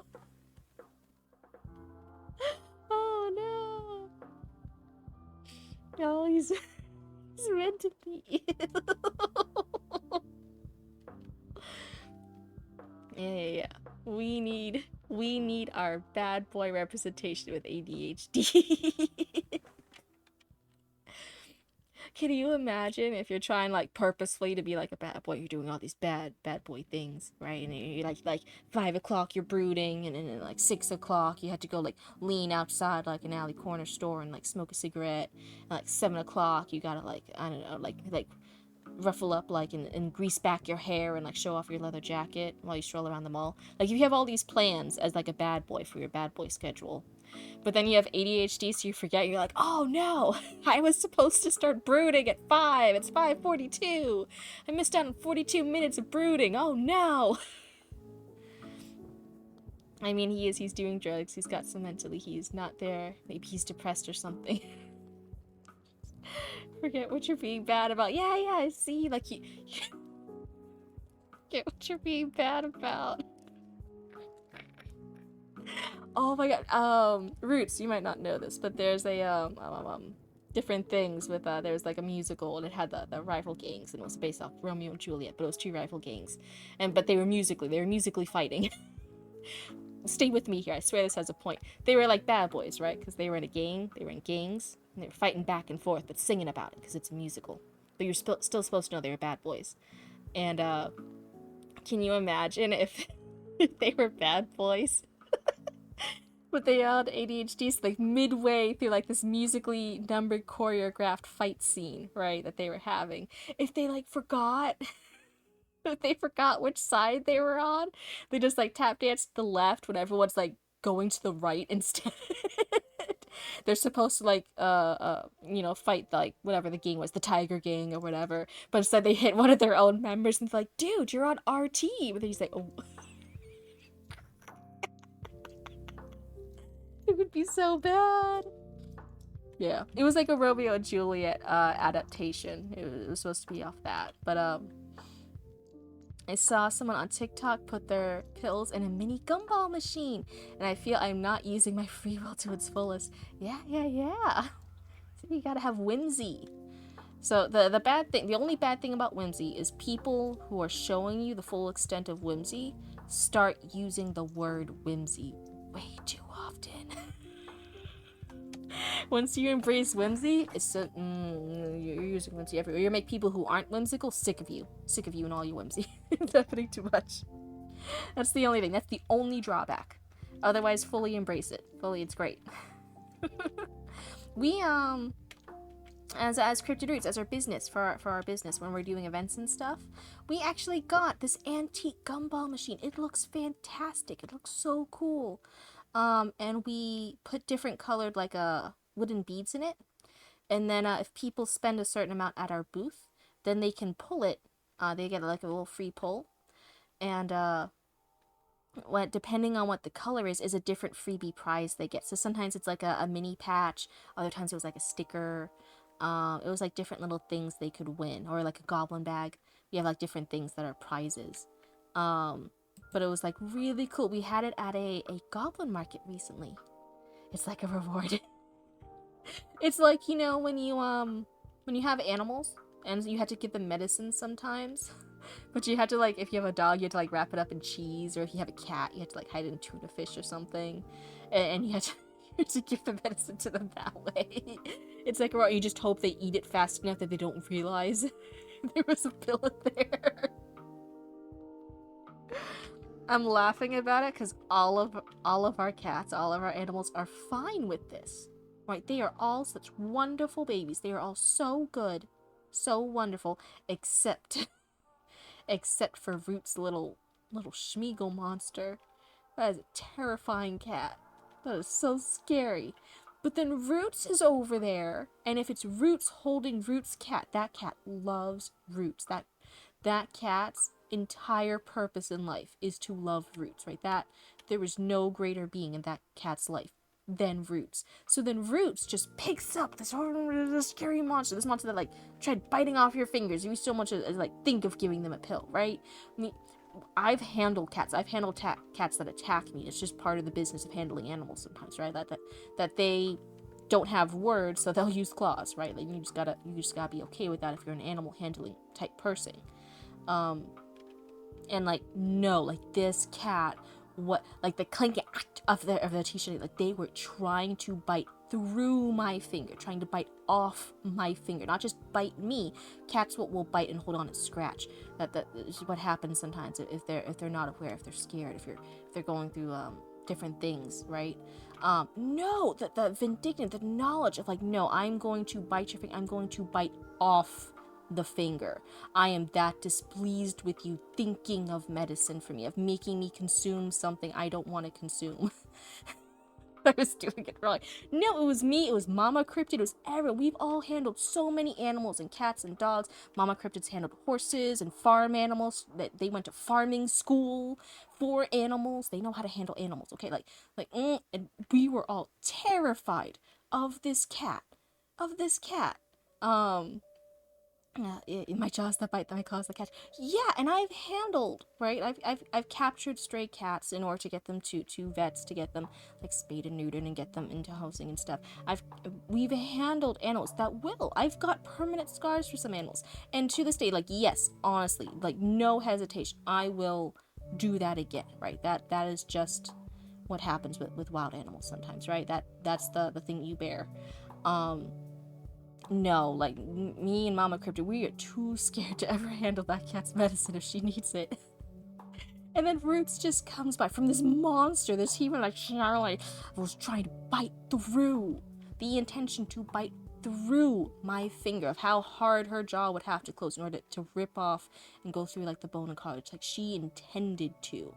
And Roots just picks her up, right? Picks up this little Schmeal cat, goes, that's the baby, that's the baby, that's the baby, and like lifts her up, is like showing off her little Schmeagle cat belly, and just boops the pill, like just raw, just the raw pill, just right into the Schmeagle cat's mouth, and the Schmeagle cat's like, oh okay. What horrible. That cat adores Roots. Roots is that cat's person, you know? And I have many cats, and I'm their person, right? There are some animals where it's like, no, they have a person. Baby, yeah. Yeah. To you. To you. That's a baby to you. That's a Schmeagle monster gremlin to the rest of the world. Please understand. Oh my god. What a thing though. That just, that's the baby, that's the baby, that's the baby. Boop. Just gave them the pill. Just nice and easy as you please. Like first try, first attempt. Oh my god. You don't understand. But yeah. Despite me being the scarier of the two siblings, me and Roots are siblings. Despite me being the scarier sibling, I have all the dumb animals. I love a cat that's dumb. The dumber the cat is, the better. The more I love that cat, right? I love me some dumb cats. I really do. I have these stupid cats. Roots is a cat, which is a little Schmeagle, is a very smart cat with food and entire joy in life. It is Roots. It's so great. It's really great when you find an animal that is like that super close connection to you. I don't know how we got to your cat when I was just talking about the musical gangs having choreographed fight scenes. I don't know how we got here. But yeah, cats be like, my jaws that bite, my claws that catch. That's the is it Alice in Wonderland? Yeah. Hear me out, golden retriever but cat. Oh my god. Yeah. Super excited, like super happy. Always happy to see you over a Saturday. I think there are certain breeds of cats that are more likely to be like that than others. Because again, like a breed doesn't always guarantee a personality. It's just some breeds are more likely to have certain personalities than others. There's like a trend. Um, All of our cats are rescued. We adopt all of them. Adopt, don't shop if you can. Um, but yeah, I think if you are looking for that, if you don't already have a cat like that, there are like certain breeds of cats that like are more likely to have those little golden retriever dog energy. There are some cats that love playing fetch and retrieving the ball for you. There's some cats that love being outside in like a little cat carrier and hanging out with you all day and being in the car ride and going on adventures with you as long as it's with you. There are some cats that are just like perfect for that, right? And once you find that cat, it's like, oh my god, this is amazing. It's so good. But for me, I love my stupid cats. I love me some stupid cats. I really only have, I would say only one of my cats is smart, and that's Monkey. Maybe Roots will disagree with me. The others are like, they'll have like one or two things they're smart about. Like Lupin is really good about lying about being attacked, so I'll come and save him. That's kind of a smart thing. But otherwise he's stupid, right? Like meanwhile, I finished one hell of a drawing in my skit. Wait. You've been drawing? I thought you were supposed to be writing. I thought you had a word count goal. Wait a second. No one told me you could be doing that. Oh, I do both. That's so creative. That's so talented. I'm so excited for you. I'm still learning like some of the drawing stuff. I wish I was better at drawing. Maybe when we're done with our writing challenge now and our editing challenge in December, maybe I'll have like a drawing challenge. I would like to get better at drawing. There are smart cats. I would argue Monkey is a smart cat. That's one of my cats. She's one of my girl cats. What is writing but drawing letters in a certain order?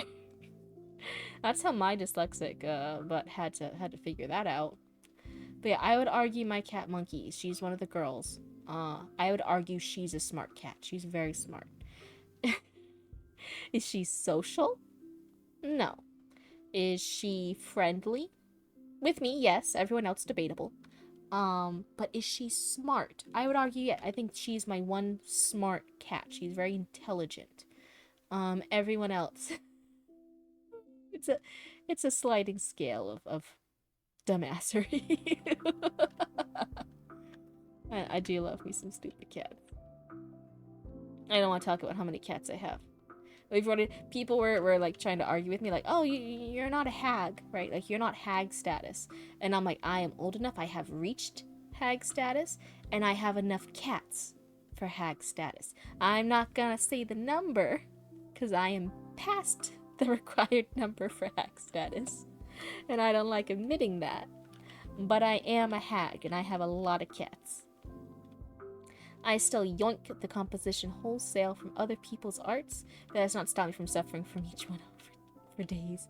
Yeah. I think you, when you, like, learn from other people, like, you're saying, like, composition, and you're, like, trying to learn stuff, yeah, that's, like, really good in the beginning, right, when you're doing drawing. Lucky for you, people are into hag maxing. Yeah. Honestly, even if, people weren't, I was so stressed in my high school years, and then, like, you know, my early 20s with college and jobs and everything, my early and mid 20s and like high school. I was so stressed. I was so unhappy with all the different life experiences that happened at that age. It was really stressful for me. I'm still a stressed person because I think I naturally am talented at being stressed. But overall, at this stage in life, I'm so much happier. I'm so much happier. Not dealing with the bullshit of high school and college and early 20s and mid 20s. It's so much better being hag age and being able to do that. Like, oh my god, like, even if it wasn't like a thing right now, if other people weren't into it, the happiness I get from embracing hag age and embracing that lifestyle, like, oh my god, it's so freeing. It's so nice. It's so much easier to breathe every day. It's so good. I think even if it's not like a popular thing, like I say like hagcore and hag maxing, and it is like getting popular now. It is like a thing now. Oh wait, what is this app? Get out of here. Hold on. Skip back and go back. Um, but even if it wasn't, the joy it brings me, and I hope even if something isn't cool or trendy or popular, if it's something that makes it better for you as an individual, if it's something that's happy for you, oh my god, embrace it, lean into it. Everything becomes popular at some point and then immediately becomes cringe afterward. This video will eventually be saved on YouTube as a VOD. You know, like 10, 20 years from now, right? Then being a hag will be cringe again. Not then being a hag will be horrible again, right? And the joy, the happy, the peace it brought me to embrace that right now will still have existed. So I'd rather be cringe and happy. Just embrace it, whether or not something's cool or not. Just embrace it if it makes you happy. That's what I gotta say. So much better. I did a lot of cringe things throughout the years, though. Now I'm thinking about that. I was a very cringe person in high school. But, surprisingly, the things I was miserable about during high school was not about those cringe things. I was miserable at other things. But I think the few things that I was happy about, right, was actually like the stupid, silly, cringe stuff I was into. So yeah, I guess that even still proves the point. Like, yeah, I stand by that stuff. If it makes you happy, you know, nothing else can make you happy other than the things that make you happy. So if you're ignoring what makes you happy to try and be cool, to try not be cringe, to try and like follow a trend, to try and like be normal, like, dude, it doesn't make you happy. It doesn't make you happy. I say, I still read 895 words. Okay. Focus, Cryptid. Focus. This is my focus face on my VTuber. So the crowd, the light's gonna be going down because he spent the whole day Studio Ghibli shopping in the city. It's getting darker. The crowd's outside this temple. He's stopping to be like, whoa, what's going on? What's happening here? And the healing saint was really the witch's sacrifice. Comes out, meet the crowd to their cheering and applause, right? So they're cheering. They're so happy to see her. This is like a daily ritual type thing. She comes out. Oh, I'm coughing. Sorry. Excuse me. Roots, I hydrated and I spilled water all over my mouse. I was trying to be good. This is what I get for trying to be healthy. Okay, no, we're good. We're good. We're good. Cheeping in applause. Cheering. Cheering in applause. That's what we meant to say with words. So they're coming out to meet her. They're cheering and applauding. They are gonna bring certain sick and injured people forward. No! It's okay, it's okay. I fixed it. I wiped off the water. It's okay. It's okay. I'm my own tech support now. I'm the tech support. Unless the mouse starts glitching, in which case it wasn't my fault, it's all your fault. Yeah. And I totally didn't spill water on it, caused it to glitch out. Okay? Okay. As long as we all have our story straight. So as it gets darker, they're gonna bring certain sick and injured people forward. I'm thinking... Fucking course. I'm thinking maybe like an older, like sick... like an elderly, older, sick man. And maybe... I really like the idea of like a mom bringing forth like a newborn baby that's sick, right? Because then that automatically like looks really good. Like that's why the town likes her, because she's doing all these things that would make you like me. Like if you had a sick baby and this is your last hope, and then somebody comes by and performs the miracle and your baby's saved, your baby's fixed. Like, of course you're gonna like that lady. That's the best cult healer in town. That's the greatest one. Of course you're gonna be her #1 fan. She saved your baby.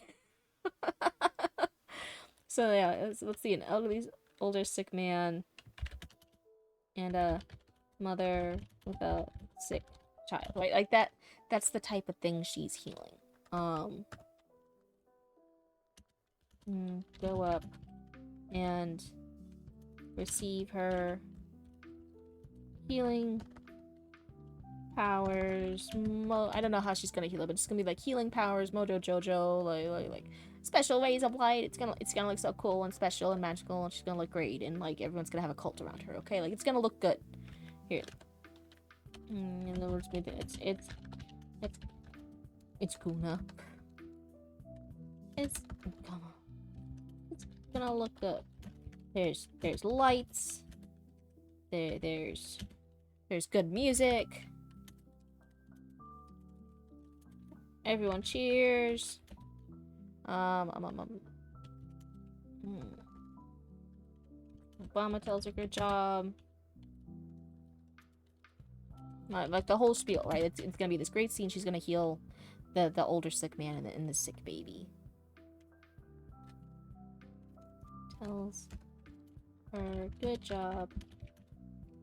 The whole shebang. Alright, it's gonna be this whole great scene.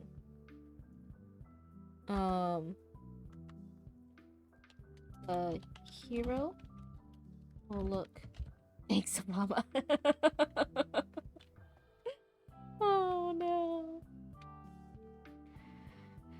Oh my god, Roots, you're younger than me, so you were younger.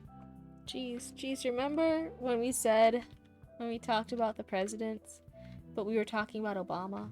Remember when Obama was president? Remember the better times?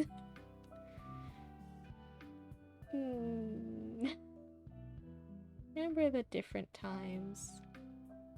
That's crazy. Yeah, you were little. It's kind of crazy to realize the passage of time when you have a younger sibling.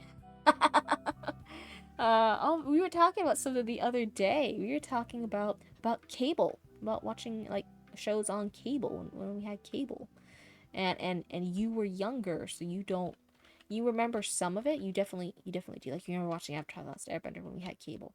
You remember some of it, but you were younger, and I'm over here. I'm like, no, I remember that. I remember like growing up with cable and coming back from school, and you rush back to school to catch the shows at a certain time, and they only release a new episode like every week or something. You don't get like a whole season dropped, and then just play replays.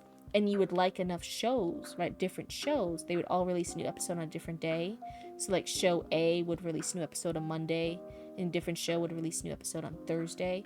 And if you liked enough different shows, then there would be something on every day that was a new episode, or for like most days.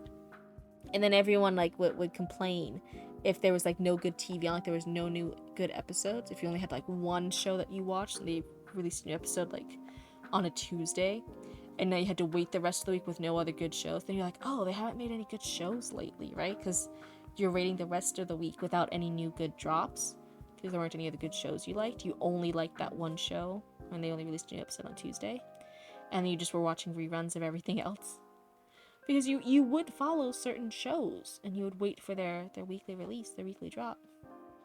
It was different, and it is crazy. Something that was so normalized part of my childhood is something that like then your younger siblings can kind of barely remember because they were so much younger than you, right? That's kind of crazy. I think people get that mostly when they have like kids, but that's a whole different generation, right? And when you have siblings, you're typically the same generation, or you're really close to being in the same generation, and it's already so different, right? It's not a generational difference, it's literally just the span of a few years, how different it all was. It's kind of crazy. I don't know if any of you guys have younger siblings, but it is insane how different our childhoods were. The hero will look amazed or maybe skeptical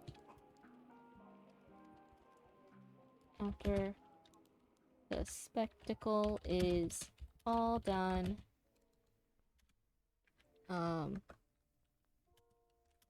And the other villagers in the crowd next to him will realize and start talking and hyping up their healing saint.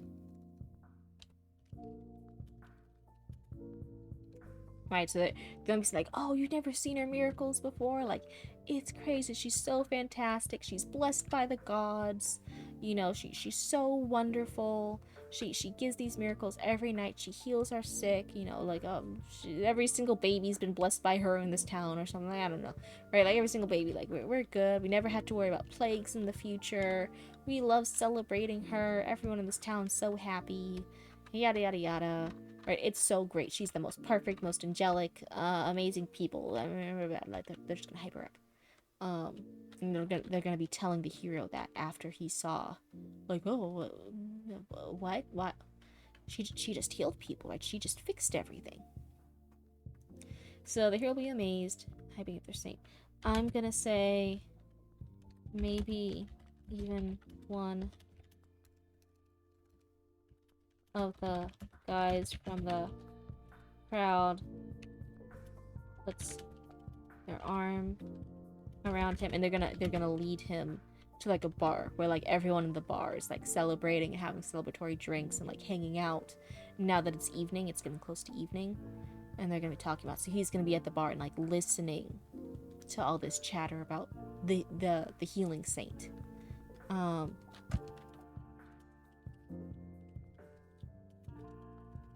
Where's the bar? We'll do a scene cut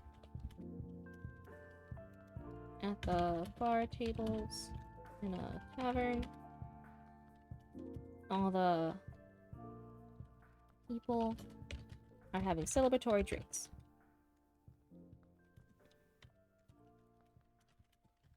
Talking about the healing saint while the hero listens in while drinking. Okay. And with that, if we all want to take a little look, I know you can't see it because it's off screen. It's behind my model and off screen. There's two different errors here. Let's go ahead and show the word count. We wanted 1,000 words today, and we are at 1,037. We did it!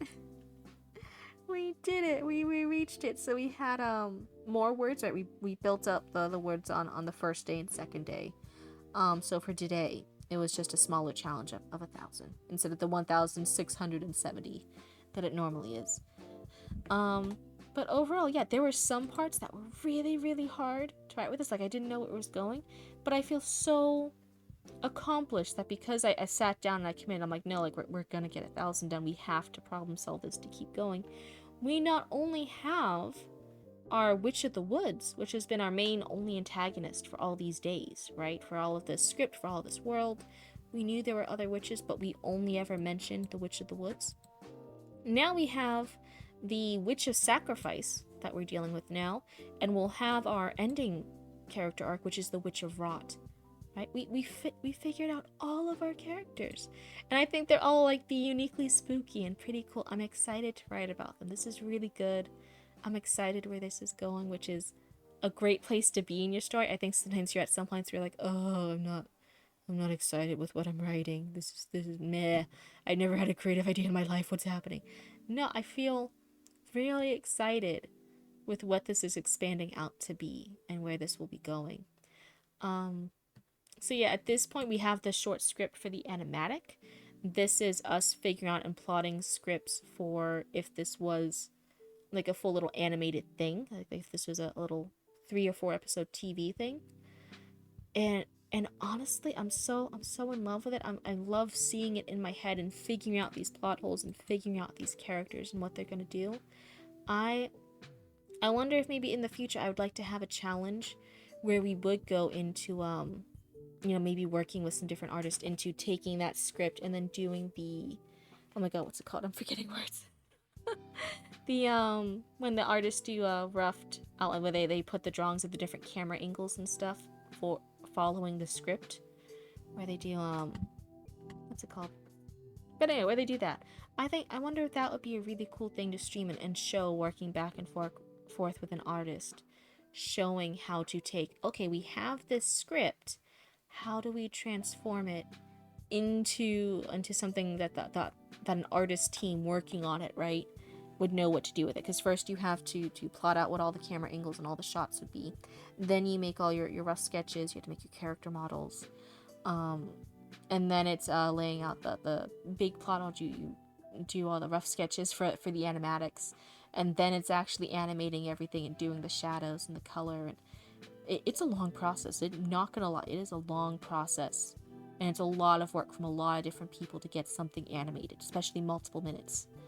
But for a short animatic script, the one that's 2 minutes, set in this world, man, like, wouldn't that be so cool to like stream and like show some of that behind the scenes stuff?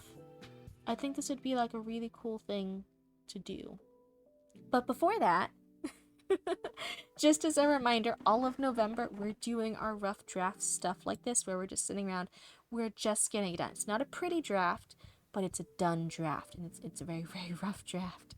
But for December, we'll then have our editing challenge, where we go back through all the shit here that I wrote, and we're gonna edit it, and we're gonna make it nice and cohesive and better and readable. And one of the things I wanted to do is maybe even take submissions while I'm working on my own edits. And I'm an amateur editor, you know, I'm pretty good at editing my own stuff, but I'm not going to say I'm a professional editor. Was that if anyone else here in the community or in chat wanted to submit like the first 2 or 3 pages, yeah, maybe I could edit, like, if people submitted just the first 2 or 3 pages, see what like editing advice I could give you. See, and again, like, even if I edit stuff, that doesn't mean like, oh, you have to do it. Editing's always just a suggestion, right? And but see if anyone wants to submit their work, and I'll try my best though to give you editing recommendations, right? That might be a fun thing to do. Oh, you edit in December even if you don't finish book? Yeah, so for now, since we're working on a lot of scripts, those will definitely be done, and those will definitely be edited. Because one of the writing challenges I have, we had the short animatic, we have the short story, which we did finish the rough draft plotting for. We did already do that the other day. So that will definitely be edited in December. We have the plot out the longer animated series, which is what we're doing now. So then we would clean up the script, right? We would actually make this cohesive, and we would do all the dialogue, and we would make everything in the correct format. This is really, really rough. But yeah, so this will probably definitely be edited. I also have the plot out a novel.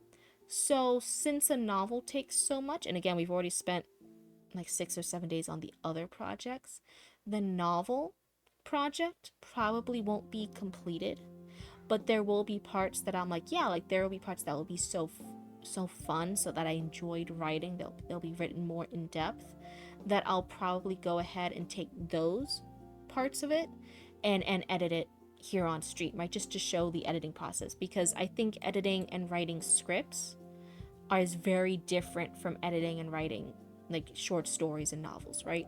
We'll see some of it, because again, we have the short story we finished the other day, so that will be edited. But I think even like a short story versus a novel is pretty different, right? There's a lot more background, there's a lot more world building in a novel versus a short story. There's a lot more characters and a B plot to juggle in a novel compared to a short story. So there's a lot more things to edit when it's a bigger work like a novel than the short story.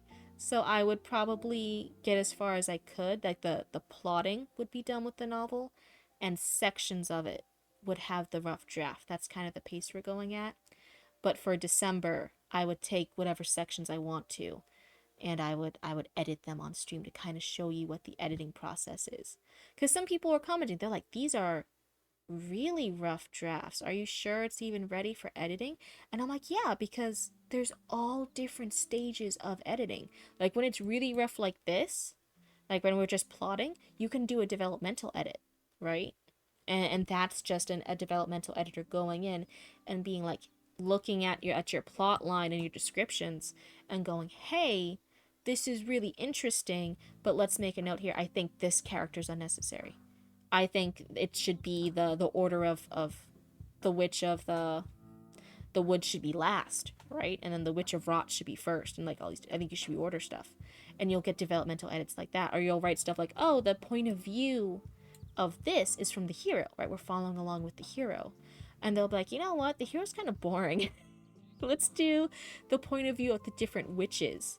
And so each episode starts from the perspective of the witch, and then the hero comes in and kills them, and then the next episode's a different witch's perspective. And they'll give you notes like that to fine tune and rework your outline, this rough draft. So even if it's something's really, really rough, like what I have here, it can still always be edited. Because an edit's just like another draft, and you can always have another draft. There's always more drafts. If you're writing novels, I don't know if it's just for joy for you to self-publish or just appreciate or just have fun writing, or if you're thinking of getting like professionally published from like a publishing house, right? Being picked up by an agent and then a publishing house. If you ever do go the route of publishing houses, right? There is a lot of round of edits. There's so many rounds of edits. I did a stream the other day where I was like, this is why writers should like editors. And I was explaining the different types of editors. So you'll have, just as a basic, right, just the basic ones before you go too niche. You'll have developmental editors, you'll have your line editor, you'll have your copy editor, and then you'll have the proofreader, which is like an actual like thing we're doing, not just somebody who like reads it and it's like, oh yeah, it's good. Like, no, it's like a special job where they're going really, really in depth into stuff, and sometimes they even do formatting. Those are the base levels of the editors you will meet, right? Some editors do two, like they do developmental and line edits, but again, it's still a different series of edits, right? It's still a different round of edits. It's just the same person who did two of them. But even then, so you just think, oh well, that's just four edits, Cryptid. That's not too bad. No, right? Because you might send something to the developmental editor, right? And the developmental editor's like, okay, delete chapter 1 and 2. They're boring, right? We're going to start with chapter 3 because that's where the interesting stuff happens. You have an epilogue. It's contradicting what happened in the story. Get rid of the epilogue. Chapter 7 is going to be chapter 8 now. Delete this scene. And by the way, your character has 8 best friends. And this isn't a horror movie where everyone's going to die. So we don't need that many characters. You're going to delete 6 of the best friends. They're only going to have 2 best friends. So like, get rid of them. So then you'll go and you'll make all those edits, right? They gave you that developmental feedback. You'll make all those edits. Then, I want to be a bestie, lol. Oh, you want to be one of the besties that doesn't get cut? Right? So then you did all those edits. And then you go back. You take your little writing butt back to that developmental editor. Yeah, editors be like, delete your friends. Yeah, it's definitely the practical advice of kill your darlings, right? So then you take your little writer butt back to the developmental editor. And you're like, no, but I did the developmental edits. Like, see, I got rid of so many friends. And I rearranged the chapters, and I got rid of the epilogue, and I did all this stuff. You take it back to the developmental editor, and the developmental editor's like, oh, okay, you did all this, that's really, really great, but one of the besties, you had one bestie that could drive. All the other besties, you said, like, didn't have their driver's licenses or some shit, right? Like that, yeah. And that's still like a leftover in it, so it's now a plot hole, because now the characters still have to drive from point A to point B in this action sequence or something, right? And you have a character that said they didn't have a driver's license driving and not getting pulled over by a cop or something. So like, it's a plot hole. Go back and fix it. You need to put the personality of one of the deleted friends into that friend that they can drive. And by the way, when you got rid of the epilogue, it still mentioned this thing. You now need to insert that thing to chapter 14. That way it's cohesive. And there'll still be plot holes that happened because you did the developmental edits. So that's a second round of developmental edits you'll do, right? You gotta rework the best friend that's still alive, that's still in the book, so that now they drive. You gotta go fix the plot hole in chapter 14. You gotta do all this other stuff. The voices, now that you condense the friends, that some of them are like, one moment they're sarcastic, and the other second they're like really crying and tearful. And it's because you mixed up their dialogue lines, so now you gotta make sure their voice is cohesive through the entire book. You gotta go fix all that.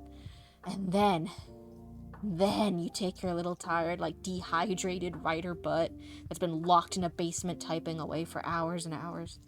Um, yeah, every round of fix intends to leave more holes than it patches. I I think if someone catches a lot of them and you have that discussion beforehand of what needs to happen in order to implement that fix, then you can catch them beforehand. If but yeah, it is really easy sometimes to like be like, oh yeah, because I got rid of the friends. Now there's not this line of dialogue that needs to happen. Now one of them doesn't know how to drive, but I need one of them to drive. There can be like a lot of little plot holes that appear. Then now you need to juggle and be aware of. So that's why you had to like do another round with the developmental editor. So you'll have like 2 or 3 rounds sometimes with this developmental editor, and you're just like racking your brain against the wall. So I say like, oh, it's 4 styles of editing minimum, right? Not going into the niche stuff. But minimum, they're like, oh, it's just 4 rounds of edit. I didn't say it was 4 rounds of edits. I said it was 4 types of editors. So then you do the line editor, and if you get matched with a really good line editor, that's what actually makes your story good. That's what actually like the developmental editors like, okay, I'm gonna make your story coherent, right? I'm gonna like get rid of all the big bullshit. The line editors now actually makes your writing, the way you tell the story, good. They're gonna be like, hey, this sentence is boring. Why are you wasting 3 paragraphs talking about laundry? Get out of here. And they'll go with the red pen. They'll talk about your sentences and the way you describe stuff and to clarify different characters. And they're like, you said she for both of the characters for the past 5 paragraphs. And I don't know which she is talking anymore. Was it character A or character B? You need to clarify which one it was. And they'll actually make your physical like writing on the page better. The way you tell the story better. But the developmental editor is going to help with like the plot holes and shit and making the story coherent. And then you get the copy editor, right? And that's actually going to be the person who's like, hey, this girl, every other time she uses Studio Ghibli, she misspells Studio Ghibli. What is wrong with her? So then they'll fix your spelling, they'll fix the grammar. They know, copy editors are very, very intelligent. They know rules of like grammar and writing that you didn't even know existed. That's like on some like 5th level plane of writing. And they'll go through and they'll help fix errors you didn't even know existed that were never taught to you in school. And you thought you knew because you were pretty good at like English and grammar, like you were passing at it, you were pretty good, and they're like, no, you actually don't know English at all, and you're like, oh, my bad. And that's what the copy editor will do. If you use 2 she, no, like 2 female characters. So you'll be like, oh, she handed her bag to the other lady and back and forth, and then she said this, and then she said back that to character A, and then character A said this back to character B. But you didn't say character A and B, but they're both female, so that you just keep saying she, for like 5 paragraphs, and at the end of the dialogue, you're like, wait, you just kept saying she said this, and then she said back, and then she retorted, and then she like murmured under her breath, and then she said, what did you say? And then she said, you're like, wait, which one of the females is saying that? Was it character A or B? Who said that? It's if you well, that's death, yes. Yeah, but I could see the way I worded it. Why I was like, why it sounded like that. Like, oh, if you use just 2 she's in a paragraph, like, yeah, you should know who it was. It's your main female character. But no, I'm talking about like multiple female characters going back and forth, and talking back and forth. But you only use the word she. Readers can get lost. Like, which female character said that? Was it A or B? I don't understand. Well, that's death, yeah. But a line editor will pick up on stuff like that, the reading comprehension issues, things that will trip readers up when they're reading it, a better way to describe things, a way where it's like, hey, that scene was really, really fast, and that was a really cool scene. I think you should spend more time on that scene and give us an extra paragraph or 2 describing the stuff, describing it. Or, hey, this scene's really boring, but you spent 8 pages on it when you didn't need to. I think it should just be like 2 pages. of going to the laundromat that wasn't plot relevant. So a line editor will really, really help with that. They go line by line. They catch stuff like the she said stuff, or what's a cooler way to describe this, and what your readers might like or have trouble with. The copy editor is going to be the grammar, the spelling, the punctuation, rules of writing that you did not know existed, that they went to like all the sorts of fancy school and learning to learn about, to the point where you think they're making stuff up, but no, it's like real. It's like an actual format thing. I don't know. And then you also have a proofreader. And between someone else, there's also sometimes a format person. Sometimes the copy editor doesn't do formatting. Some publishing houses, they do get it ready for formatting. It just depends. And then again, those are just the main rounds of edits, right? And you can have very niche specific editors too. Like if you're writing not a historical fantasy, if you're writing historically accurate, like you're writing like a thing set in a certain war from a soldier's point of view about certain battles, and the entire book takes place over this one battle, this historic site, and it's supposed to be very accurate, you then might need to bring in an expert who knows their shit about that battle, about that war, about that history, about that time period, to point out, oh, you mentioned this drink, but this drink wasn't available in that country at that time. Oh, you mentioned this general. They just switched generals. The soldiers didn't know that the generals had switched yet. They still thought they were talking to that general because the lines of communication had been cut. Who will get very, very specific about that area of knowledge, of expertise, and make sure that your shit checks out. I don't know if I can say shit. But you know what I mean? And that if you do very niche specialized stuff like that, that could be like a whole other like fact checking round of edits. Some people say that's like a proofreader, but again, since there's like just a proofreader, and then there's that specialist proofreader. But as if anyone cares nowadays, historical fiction goes haywire with. Yeah, if it's historical fiction, then you're good, right? Historical fiction, you make it up, right? Whatever. If your wizards are in a wizard war and there were goblins there, and sometimes the goblins were gnomes, but that's just whatever. Like, who cares? No one's gonna capture you that. You're not. This isn't the new Hobbit universe. It doesn't matter. It's fine. You're good. If it's a historically accurate thing, like if you are say like, no, this is what it would have been like from all my facts and knowledge and research to be soldier blah blah blah in this war on this date, and I'm going to tell the story from that, then you need to know your shit, right? And there will be really bad thing because you wrote down all the details of the war correctly, but maybe you didn't research like, oh, this brand of soda wasn't available in that country yet, and I said he had that brand of soda as part of his rations, as like a thing he got from a care package back home, but that brand of soda wouldn't have been available yet. What was that? There's like a noise, and then still everything gets routinely misrepresented.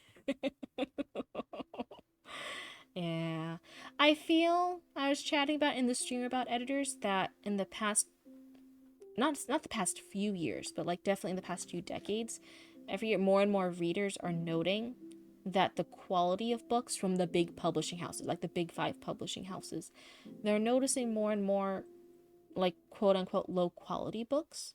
I'm not talking about indie publishing because again, like there's no one regulating indie publishing. We still get great books from indie publishing. We still get terrible books from indie publishing, right? That's not what I'm talking about. I'm talking about like the big publishing houses officially published. And more readers are noticing issues in the quality of the stories being pumped out from the big publishing houses. And really, I think that's a huge symptom of the publishing houses skimping out more and more on editors, of having less edits for their authors and holding them to those edits, right? Not holding them to those edits at all, really. Of churning out books faster, of making the editors do more work and faster, and not requiring as thorough edits from their editors, right? Just quickly look over it and be done and work on to the next project, and don't ever do that second developmental edit to pick up the new plot holes, right? You were mentioning that yeah, you do a big developmental edit, but then there's new plot holes, right? That's why you need to do a second or third round of developmental edits. But some of the publishing houses aren't demanding that as much anymore. They're like, oh, okay, you did developmental developmental edits, let's go. And then they combine like the copy and line editor, which those roles are like sometimes really often combined. Line editor tends to be combined into either developmental or copy editor. People sometimes specialize in two. But now it's more and more common that we're having those combined roles, and more outsourcing. So publishing houses do work with freelance editors. That's very, very common. They have some in-house editors, especially the higher up ones. They have a head editor, they have some editors on staff, and then they freelance out a lot of them, right? But more and more, we're having smaller and smaller staffs of editors at those publishing houses, right? They're letting go of them more, and they're working more with just freelance ones. So then they sometimes have this new project, this new author, and then they have this brand new freelance editor that they haven't fully checked and made sure is good, but they'll just assign that editor, that freelance editor, with that writer. And then the edits weren't too good, and the author didn't do them too good, and then you had this semi-decent book, and they just pass it through, and then the edits weren't good, and they're like, oh, well, it still made sales, so it's good. We'll just work with that editor again, like, whatever. Or, oh, okay, yeah, the book wasn't good. Okay, we just won't publish with that author or that editor anymore. Like, but the book was already out there. It's already a bad book that's out there. I look at my thing I want to submit in December, and the pacing here seems beyond repair. Nothing is beyond repair. Does it take work? Oh, hell yeah. Some things take a lot of work. But I don't ever want you to think it's beyond repair. Especially a pacing issue. A pacing issue, when you step away from it a little bit and you embrace the kill your darlings thing, and you can look at your plot, even if when you're done, right? Maybe you just have to finish that draft, and then you step back and you write out what the plot is of your draft. Then you realize, like, oh yeah, this does lag here, right? The pacing here is an issue. But I can maybe insert this detail into Act 1, and I can insert this other thing into Act 2, and then the rest I don't need, and then you can delete that scene. And that's when you finish and you take that step back, and then you can look at it critically, right? It may just take that time, but it does take work. I'm so sorry you had to do that work. And but yeah, it's never beyond repair. I want you to know that. And I don't have them up right now, but I would show you like some of my stuff with my earlier drafts, right? Like people were commenting, they're like, I thought I was here to watch you write, not here to write you insert more writing here, right? I literally had stuff where I would be like, oh, insert a line here, insert cool dialogue here, insert paragraphs here. You know, and that's just something to do, because I'd rather keep writing the stuff I know, because I can always go back and edit all the other stuff later. Oh, it's a competition piece that's saddled with the ridiculous prompt. It originally needed to span a few damn centuries within like 4,000 words? 4,000 words, and it's gonna be centuries? Oh my. For perspective, for anyone who doesn't know, this 2.5 pages, it would be less, right? Because I did a lot of spacing here, a lot of short stuff and space, and I made this list out. So if I fixed that, it would probably be just 2 pages. This 2 pages worth of work is 1,037 words. So your 2 pages for 1,000, it's 4,000. That's like 8 pages or less, right? For a few centuries. Man, that's hard. That is rough. That is a weird writing challenge. You know, and I can definitely see why there would be pacing issue that, because you're covering a lot in not a very large amount of screen time. I say screen time because we're working in scripts right now, but and page count wise, right? You don't have a lot of time with it. That is a really unique challenge. Do you have to like go in depth? Are you like following a character through the centuries? Are you following like a nation through the centuries? Because I don't know, maybe you can be more like poetic and like flowy with stuff and not go into nitty-gritty details. Unless that's part of the prompt, you have to put all those nitty-gritty details of what happens over like centuries to a nation. That would be really hard. That is a really tough challenge, man. I can definitely see why the pacing here. For that, honestly, get the however many words you need, get it done, and make a note. Hey, this scene's slow. Maybe I can cut this. This scene's too fast. Maybe add another sentence or two here. Just make your notes as you go, but just get it done. And then again, you can always be like, oh yeah, this was really boring. I didn't like that part. I'll just delete it. I didn't like this. I'll just delete it. I'll just add the other sentence instead. This didn't have to be a paragraph. It could just be a sentence. But in the first draft, just get it done. It doesn't have to be perfect. And I think if you give yourself that freedom, you know, then you might be able to more stress-free accomplish your goal. Sounds like we are doing Goldilocks for writing. You know, maybe that is what the editing process is. It's just being like, nope, too many words here. Nope, too many characters here. Nope, kill all your friends here. Oh, this is just right. You know, I think Goldilocks had it easier, right? She just kept trying like bowls of porridge, and then she found like the perfect one. She just tried a few different beds, and she found the perfect one. We're over here in the writing trenches, right? We're over here like, oh no, like that wasn't good. Okay, gotta write a few more 1,000 words. Oh, no, that still wasn't right. Okay, write another paragraph. Oh, delete all of that. Write it again. Yeah, we have it harder than Goldilocks. I don't want Goldilocks complaining about anything. Can you imagine if every time she didn't like a bowl of porridge, she had to go and make it from scratch again? Oh, you don't like that one either? Okay, go make another one. You don't like that either? Go make another bowl of porridge. Then Goldilocks wouldn't be complaining. Oh, hold on. What is this? Oh, it's lo-fi for ghosts. Jeez, I didn't know we switched. I plan to do Opalite's point of view, but I think they go back to Academy, and I go to Bad Boy point of view. But I didn't plan to go to his point of view. Oh, okay. So yeah, the word count's going up because you're doing different point of views. Did you switch other times in the story between the two point of views? Or was it like mostly Opalite's point of view, and then suddenly you're like, oh wait, the bad boy wants a point of view. Sometimes that happens. Nope, I haven't done it yet. Oh, so this is your first time switching point of views. Oh. Yeah, sometimes it can be a fun creative thing. Now, in that case, when Goldilocks rejects a bowl of porridge, a damn bear goes to remake it from scratch. Oh my god, that's so funny. The bears are just in their own house just watching her. She's like, no, make it again. And the bears just like, that the bears would get fed up real quick. Goldilocks would not be making it to the end if I was a bear in that story. If I gave somebody a bowl of porridge and then they didn't like it, and I'm like, okay, I'll be nice, I'll just remake it, sorry about that. And then a second time they didn't like my porridge and they asked me to go fucking make it again. The claws come out. I'm a bear.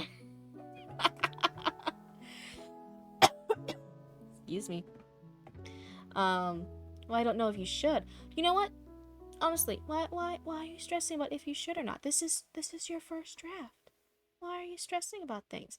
I think enjoy writing his point of view, right? Even if it has to be in a separate document. You can open up a second document and title that document, I don't know if I should, right? And you can just write from his point of view, and it's there in that document if you want to use it in the final version or not. But like, follow that creative thing. Your brain, your creative juices in your brain are telling you, hey, this is something we want to try out. And the more you keep fighting against that, then the harder it is to wrangle those creative juices later for when you need them. So I highly encourage you, do it. Do it as long as your brain wants you to. Like, follow that point of view. See what happens. See what that character tells you from his point of view, right? Because you'll learn things as you write it. You'll learn if he either like writes like in his head better than he thought he did, or worse than he thought he did. If he thinks more nice things or mean things than he originally thought he did. You'll learn things about the character, and then even if, right, worst case scenario, worst absolute end of the world case scenario, the world doesn't end, and you're like, oh, I should have just continued with the point of view of Opalite, right? And then that's fine. You'll just keep writing it from her point of view, and then that point of view from the bad boy will be in that separate document. And you'll be like, that was fun. That was a fun little stretch of my creative juices, right? A little fun thing I did. And it'll just be there. You'll be like, and then if you're ever famous, right? If you're ever a famous author and everyone's like, oh, we love Opalite and Bad Boy. They were the greatest characters ever. It's a 7-movie franchise now, and there's 20 books, and it's so great, and we love it. And we get tattoos of them on our thighs. If you're ever like a famous author, then you're going to be so glad you kept all that stuff. Because then there'll be like other writers who like your stuff, and they'll be like, oh, like, wouldn't it be so cool if we had a point of view from Bad Boy? And you're like, oh, funny story, my first draft during Novel November or during NaNoWriMo or whatever the writing challenge had a scene from his point of view. Here's the deleted point of view from Bad Boy, and you can show it, and the people will be like, oh, it's the point of view scene for Bad Boy from the first draft for my favorite author that I have a tattoo of, right? Like, all the crazy stuff. You'll be so happy that you kept it. The saga of bad attentions, man, boy. Please, please, I want my ADHD bad boys out. There's a niche in the market. Listen, if anyone in chat's looking for a new niche in the market, I'll be your #1 customer. I want an ADHD bad boy. Or a whole book. Yeah, you see? And there is stuff like that. There is, you want to hear something crazy? There is a famous D&D fantasy writing author, right? It's I might say his last name wrong. I'm so sorry. I've only ever read it. I haven't said it out loud. But it's the R.A. Salvatore or Alve Salvatore. But he writes the Drizzt Do'Urden books. I don't know if you have any fans of that fantasy book series in here. It's in the D&D world, but it is a famous series. He's a famous author. This is like top dog for fantasy as far as book sales, as far as amount of books he's made. He is incredible if you ever need to write fight scenes. He's an incredible fight scene writer as far as how he choreographs fight scenes. He describes it. Other people outside of the genre, right outside of this, study him because he is a master at fight scenes. People reference his work, and that you should study this if you ever need to write fight scenes. You got the goods. Give me my bad boy with ADHD goods. Now they'll slip it all up. No. But yeah, he's this incredibly talented author. He's famous. And one of his most famous book series, right? One of the famous things that started it was the Drizzt Do'Urden book series, right? Drizzt. Other people said Drizzt. That's not right. It's Drizzt Do'Urden. And it's about a drow elf, right? That goes to the upper side. Sotar crippled the image of dark elves for everyone with it. But he is famous for doing it. He is famous. He has made his money. He has made his bag. He is a top dog in writing communities, and he is technically a master of writing fight scenes. He is a specialist. People all around the world do recognize him for writing fight scenes. So whether or not you like it or not, that is a master of his craft. But one of the things was he wanted to write this book series when he was approaching the publisher, right? Because he had already written other books, and he had the agent, and he was talking about his next book project. And he's like, I have this great character. He's a barbarian human. He's so cool, and he's strong. And there's going to be all these other characters, and I don't care about them. Like, there's going to be like a drow elf or something named Drizzt. I don't fucking know. But it's going to be about my OC, who's the human barbarian, and he's so great, and I like him. Will you guys pay me to write this book series? And then the editors, right, the publishing house, looked at it, and his agent looked at everyone who looked at it. I was like, oh, okay, there's like a human barbarian. He like fights stuff. Okay, whatever. Wait a second. Who's this Drizzt Do'Urden guy? Who's like a drow elf, but he's like good. What's that about? That sounds really cool. And he's like, oh, okay, he's just like there or whatever. I don't care about him. Yes, and now everyone who writes about drow writes these redemption Muppets instead of vicious raiders. They are. Yeah, if it started like a trend in the community, I could definitely see being annoyed by it. But for the time period when they came out, it was revolutionary. This was a famous character, right? So what happened was he did not want to write about Drizzt Do'Urden. Drizzt Do'Urden was just a side character, right? He didn't care. He was just like, no, like, it's just whatever. I don't care about him. Why do you guys care about the drow elf? And they're like, well...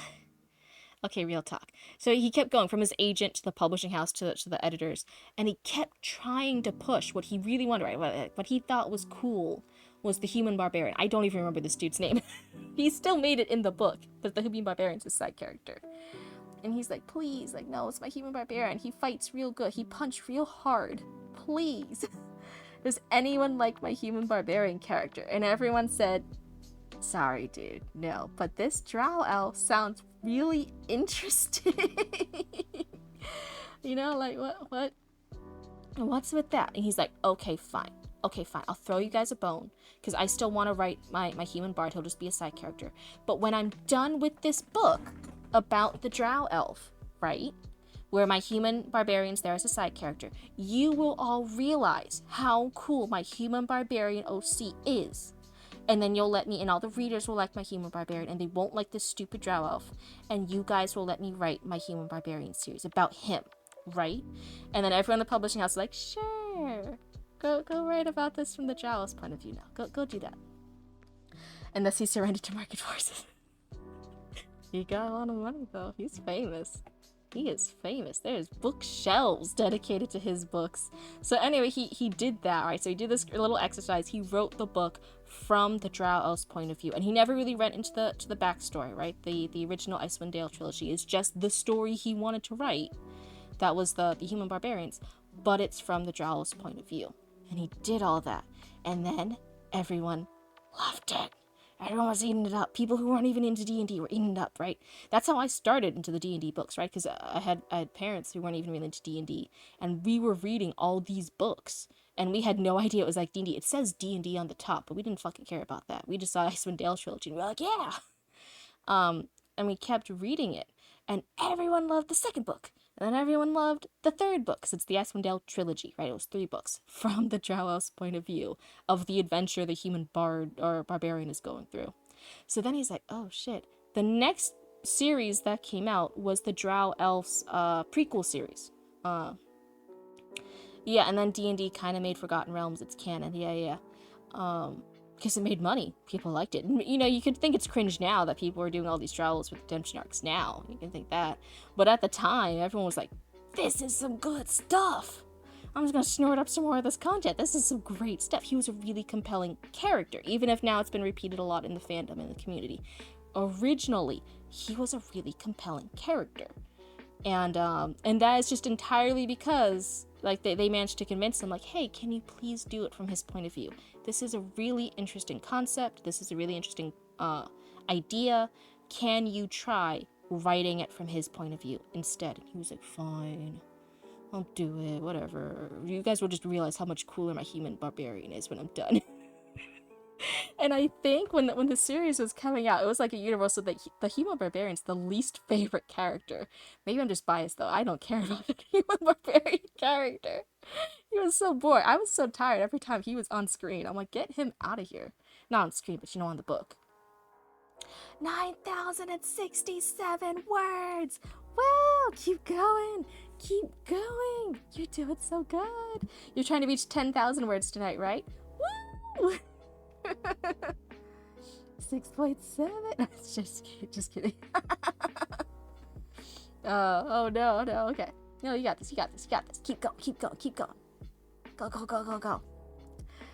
But yeah, as far as that one thing that his agent and the publishing house and the editors like recommended, like, hey, please try it from the other point of view. See what happens. See how this would differ if you tried the other point of view. Led to a franchise. Led to a huge franchise. Led to a multi-book, multi-series, multi-trilogies, multiple spin-offs, multiple things. Huge, biggest, like historical commercial success for these books. As a historical fencing nerd, I also have a bone to pick with his fight choreography. Oh, that's so interesting. That's so, yet trying to get to 10K so tomorrow when I actually wake up, I don't have to catch up as much.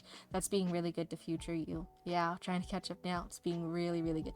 That's why the first day of any novel stuff for November, even though it's like, what is it, 1,670 words you have to do per day to reach the 50K goal, the first day when your writing's at an all-time high, when you have all this creative energy going, I write as much as I can. I write way over the limit.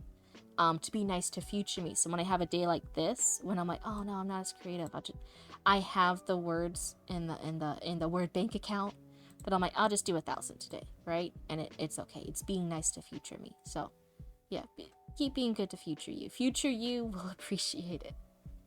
But yeah, as a if you're a historical fencing, that's so interesting that you have input about the choreography. Because I know for many people, they were, as far as, not saying as far as like the choreography is good and historically accurate, I'm saying as far as writing fight scenes, as far as physically writing it out and keeping readers engaged with pages of fighting scenes. Because writing fight scenes is very difficult. It's very hard to be like, oh, he swung left, and then he dodged, and then the other character swung, and then hit him, and now it hurt, but he pushed through the hurt, and he punched again, and then he kicked, and the other character dodged, but didn't dodge fast enough.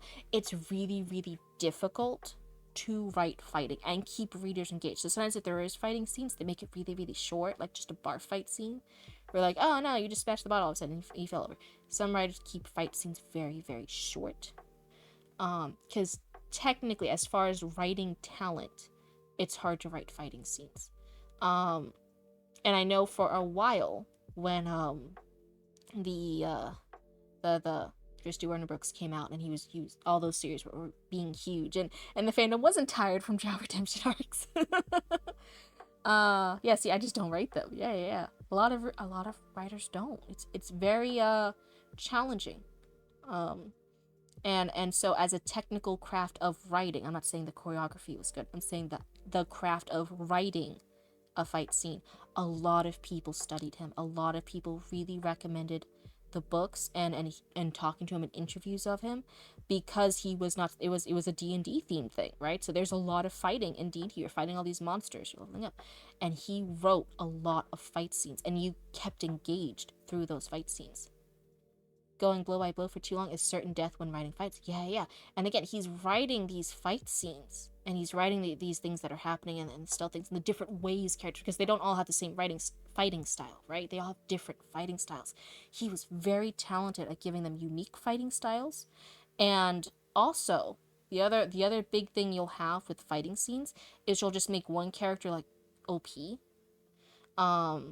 Or you'll suddenly make them not OP, and then everyone's like, wait, I thought this was the best fighter ever. So you'll either have one character that's like, oh yeah, he tried to hit me, but I dodged, and then I hit him 20 bajillion different times. And then he tried to hit me again, but I, grabbed him and snapped his bones in half. You'll have your character be OP.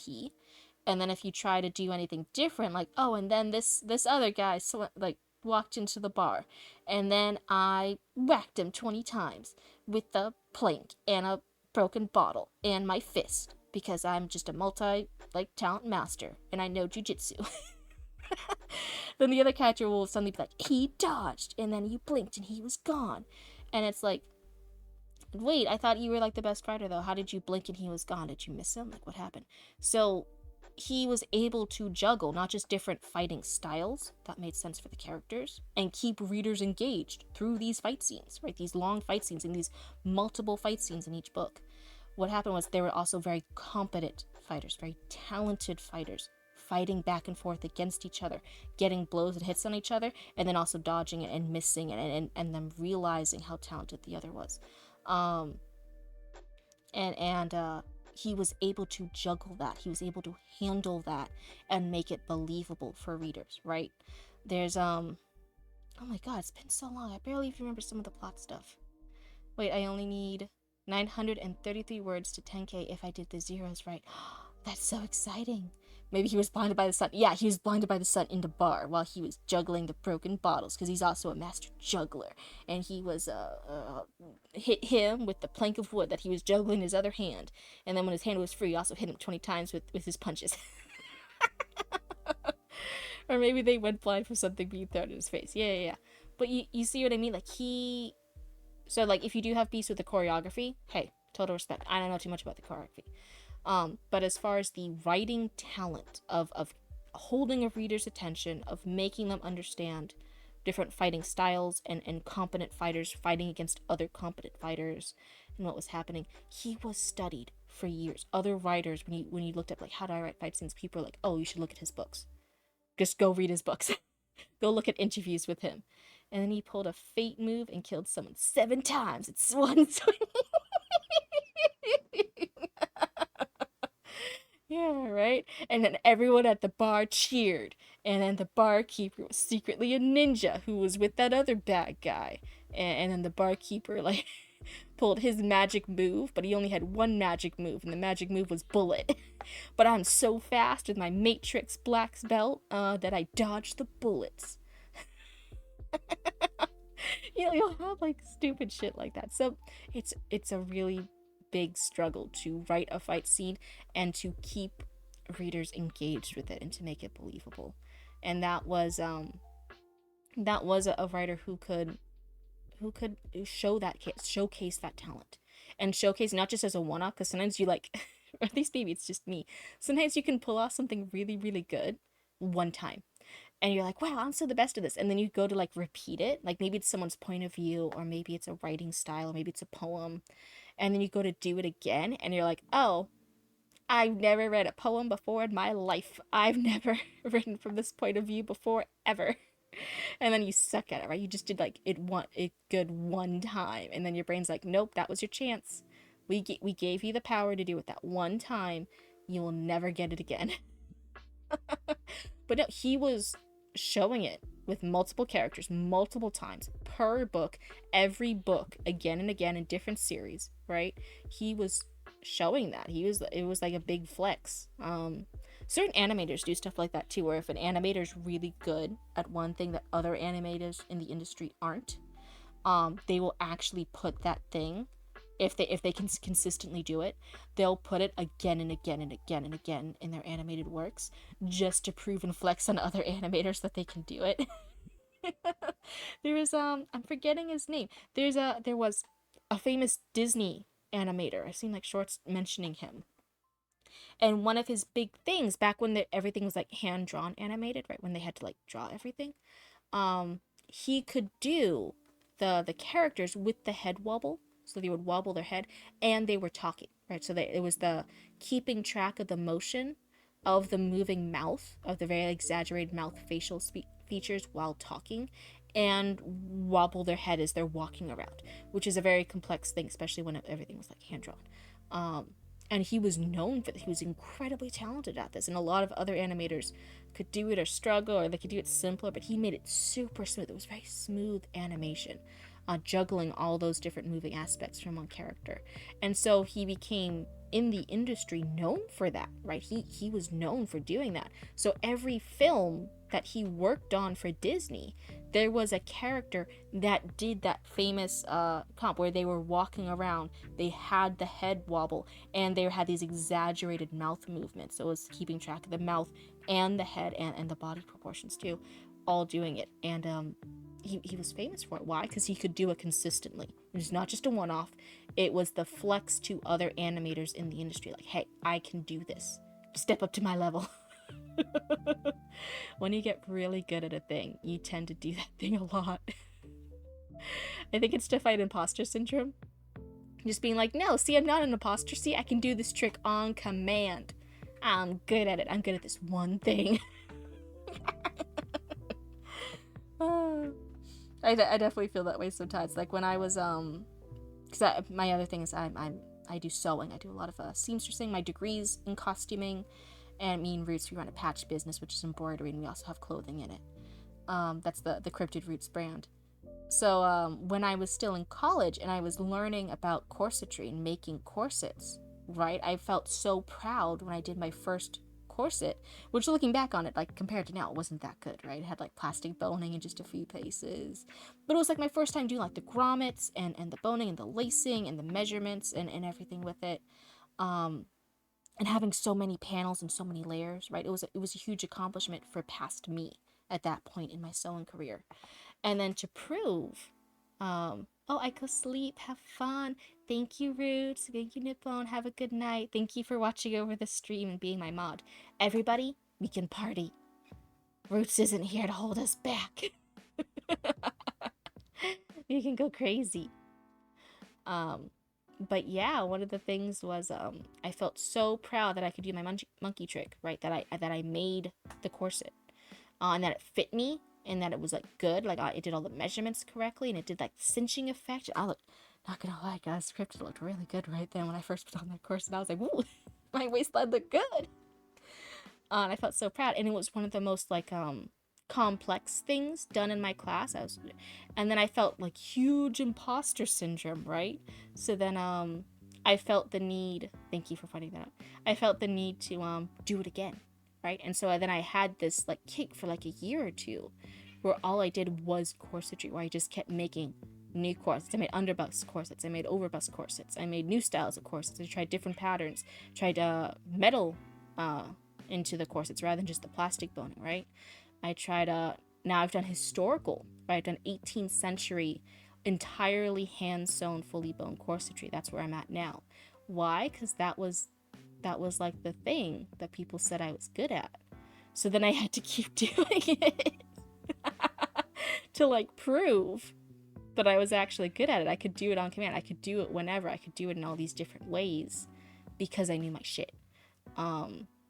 And I think that's one of the things when you see some really top individuals in their field, when they're good at something, when they're good at writing a specific way, when they're good at animating a specific thing, when they're good at drawing a certain type, right? Like if you're really, really good at drawing anime waifus, what do? A lot. You draw a lot of anime waifus, right? If you're good at certain things, you tend to do that over and over and over again to prove you're actually good at it.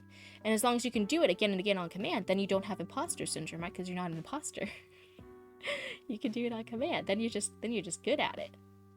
Unless you're me, in which case I still have imposter syndrome. Yeah. But I don't know, that's my 2 cents on it. That's what I think. But thank you guys. Sorry, I was taking a sippy. I'm being good. Yeah, I'm hydrating. Thank you guys for hanging out with me. I really appreciate it. I hope you guys all got a lot of your writing goals done, got a lot of your words out of the way. I hope you're being nice to future yous with your word count goals or whatever project you're working on. But it's just past 4 hours, and my throat is kind of killing me a little bit. I've been yapping for the whole 4 hours. But I've had so much fun. So thank you guys for being such great chatters and being such a great part of this small community I'm starting over here. I will be on again tomorrow, right? I'm doing this every single day. So I'll be on tomorrow. And if any of you guys are interested for editing December with Cryptid, let me know. Either in chat or just whatever social media. Because I would definitely like to do that if there's enough people interested. If like I'll try my little best newbie self to offer editing advice to other people. I think it'll be fun. But otherwise, have a wonderful night and have a great day. And I'll see you guys next time, okay? Goodbye. Have a good night.